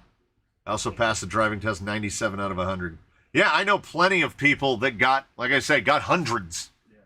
And if you ask me any of, like, I think most people driving today, if they had to take the written test, they're going to fail. Like, Even the driving test. there's a lot of stuff that I genuinely don't remember. Like what is the speed of this when it's not marked, and how far back from this do you have to stop? I don't know. Just don't drive like a jerk. Like, drive like a normal person. Like, it's not that hard. Pay attention. The Primal RC Raminator has reverse in its gas motors. Last I checked, isn't the Primal RC Raminator like the cost of an actual car that a person could drive? I mean, it should. Fear braking. I learned to drive a stick in my friend's 68 F-250 with a 302 and 4 on the floor when I was 16. You guys are great. I mean, ordinarily we're over here making HVOT. We're making Mr. Spain feel old, but you guys are all making me feel young. I got a 64 Beetle. That's what I learned to drive. Passed on my fourth goes. The 3 fails were almost perfect scores with one silly mistake each time. Yeah. My son did that. He failed his first behind the wheel test because out of nowhere, it began to rain heavily. Like, literally. It was warm, and then it started to rain, and he did not turn the defroster on time. Literally. That's why he failed his drive test. I was like, what? Apparently you can fail for that. It's going to create an unsafe condition. So the windows hadn't even fogged up yet. He just didn't turn the defroster on early enough. Automatic fail. I was like, I have to come back to the DMV because of this? In Ohio, after you hit a certain age, you don't have to take the driving test. You can take the written test and get your license. That is terrifying.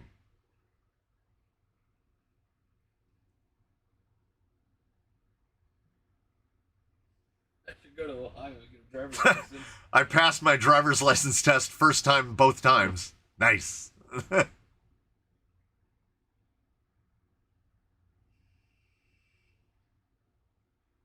I had to parallel park to even get to take my driving test. Yeah. I watched people in the front of me, and there's a line for people taking the drive test. I watched people fail the hand signals and get ordered to go to the side. Like, they couldn't take the test because they didn't even get the hand. Like, they didn't know where the blinkers were located, or they couldn't do the hand signals right. And I was like, I guess some people really don't prepare for these things. Like, they didn't know where they were coming today. They were just like, oh, I'm going down to a place and we're going to do a thing. That is obvious if you've ever been to Ohio. A buddy of mine lives in Ohio. My Bonita Creek's license expires in 2071. Why even put an expiration on it? Just put like a skull and crossbones.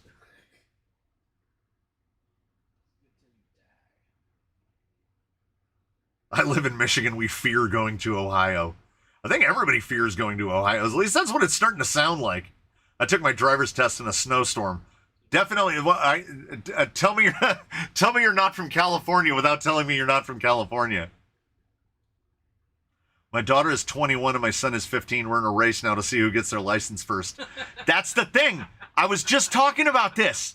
Like, my son just got his license and my younger has no desire to go do the test. They just went to the DMV to get an ID. They want an ID. They needed a government ID, but they have no desire to go get a driver's license because why would they? I mean, honestly, I drive my big Subaru and I get a month out of a tank of gas because I try not to go anywhere. I'll go look something up on a website for Best Buy or wherever. It's cheaper and faster to order it off of Amazon, or it's cheaper and faster to order it off of AMain than it is to drive to a hobby store. So why am I going to leave? So these kids talk to all their friends on the Discord. They don't leave the house. Like, where do they need to go? They can't get a job. The job wouldn't make enough money to cover the costs of going to the job. Like, yeah, $20 an hour. Well, gas is $5 an hour and all the other associated costs of the car. Or I can drive you to school and then eat that cost. Oh, I'm the government now? I'm subsidizing my kids' own jobs? Just stay home. You're going to save me money. Yeah, I'm a bad parent. It's fine. It's too late now. Oh, Mr. Spain is correct. 3:30 p.m. 3:30 p.m. Tomorrow is another quick view. We've got the link stuff on Sunday. I've got more of this. Like I say, it's going to take me 5 minutes to fix this. We'll have an installment of this whole operation. I'm still working on that skid forward. I'm still working on the Jeep. Of course, Wheelin' Wednesday. Ooh, cheeky, breaky, sneaky, peeky. Wait until you see the course on Wednesday for you followers of Wheelin' Wednesday. Wait until you see the course at Mavericks. Any recommendations for drive shafts? The Injora ones I got from my Capra don't fit great. Pins are a bit smaller than the stock ones, and they pulled the bearing out of the diff. It doesn't matter who makes them. You can get these in a 2-pack on Amazon. One end is splined. The other end is with a set screw. And see how it looks like a ruler? You cut them to whatever length you need. This is what, anytime I'm doing a build on anything, this is what I use. I've never had a single problem with any of them. Like, I've never had a pin come out of the Universal or anything. And ordinarily, regular price, not on sale or anything, under $25 for the pair. And you can cut them to exactly the length that you need. I use them on a lot of stuff.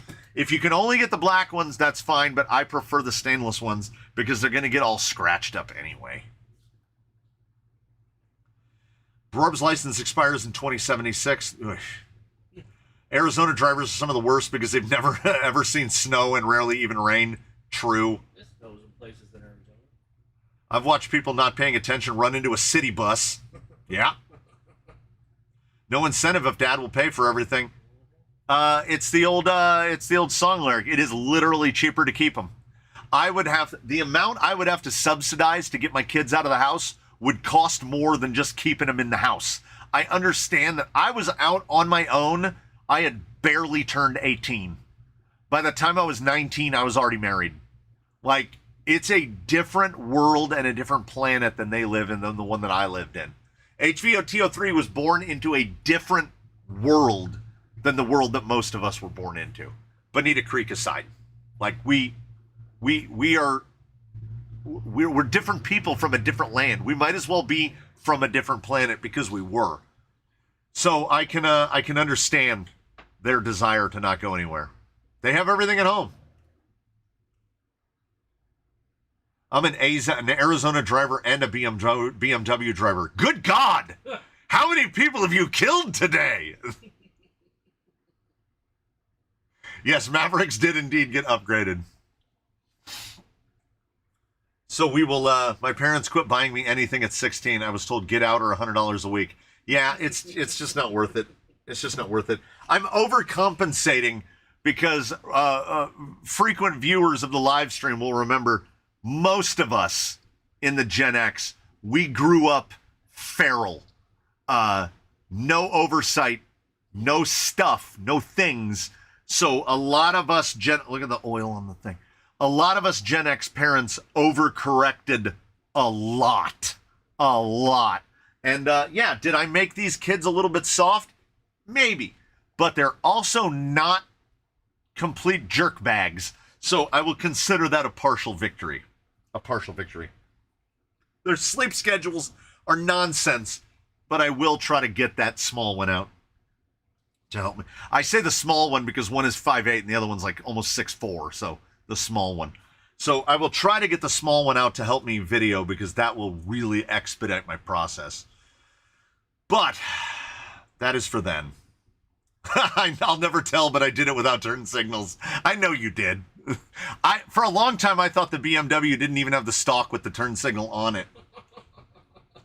I wish more folks our age understood how different things are for kids starting out now. Yeah, no, I mean, do they not go out in the world?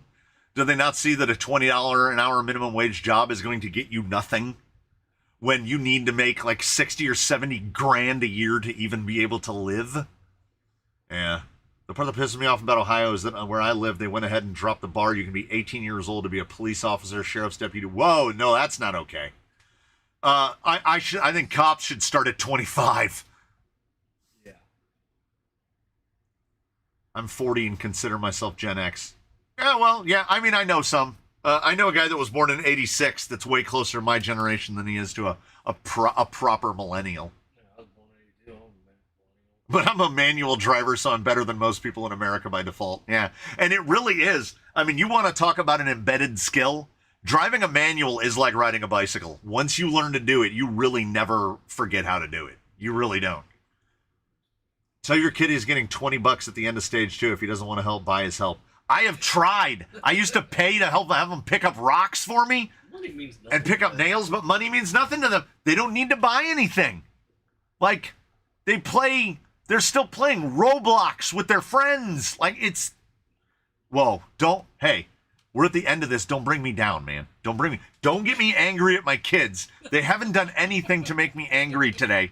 But at some time in betwixt now and when we meet again, I am going to try to get that kid out there for a test run. Like, I'll take Wolverine or something out there and do a test run where they film me while I do runs, and we'll see if they can operate a camera and their feet and their eyes all at the same time. It is multitasking, and they've never been a camera before, so they've never done it before. So I'm going to make an attempt to woosha, right? Serenity now. I'll keep the insanity for later. Yeah, find out what they want or need. Well, the kid said I need new headphones, and like an idiot, I just gave them my old SteelSeries Arctis Pro headphones. So I could have tried to bargain and barter. I don't know what I'm going to have to do. But we'll figure it out when we figure it out. I will get this thing, like, there'll be a proper episode. Did I do less in this than last week? I assembled 4 links last week. At least I took this apart. I made a big mess. So that's something. I made a mess at least. So thanks for joining me for my mess. Join me in the episodes tomorrow. See me on the Discord or on Instagram or via email or wherever. If you ever find yourself in Southern California, come on by. We'll have a grand old time. Maybe not this time of day. It's still probably about 105. If you're going to come to California, shoot for like November. November's a great month. November's great here. March, April, May are great here. I would avoid July and August. Just some advice. The Midwest goodbye is yeah, you alerted. Well, you didn't alert me that long ago. It's taken about 10, 12 minutes. I did. Okay, Bonita Creek, that's encouraging. I did do more this week. I don't know if it was any sense of accomplishment. Oh, I do need to look up. And hey, guess what I just remembered right here at the end? Cults 3D H10 micro dig mount. I'm going to look it up. If I can find it and it's not too expensive, maybe I'll print that today. So, thanks so much, everybody, for joining me on the live stream. We had a good time today. You know what? How happy is everyone that I found the button to turn ads off? I don't care. Do you know how much I made in the live stream last week? $3.61. Do you know how much I made on the one the week before? $102. You know what? It's not worth it, man. Those ads are not worth it. Like, people are kind enough to send me in things to work on, and then I will send those things back to them because I don't need to own this. I just want to play with it. And then say, this is like a grandkid. I don't have to do any of the upkeep or spend money on it. Somebody supplied it. I put it together. I send it to them. This is great. This is great. This is the circle of crawling. I'm glad you're all part of it. I'll see you again real soon. I'm going to click the button, everybody. Thanks for stopping by. But it's martini time again, and by that I mean it's fruit coffee drink time. Wait. We're gonna go over here. We'll see you next time, everybody.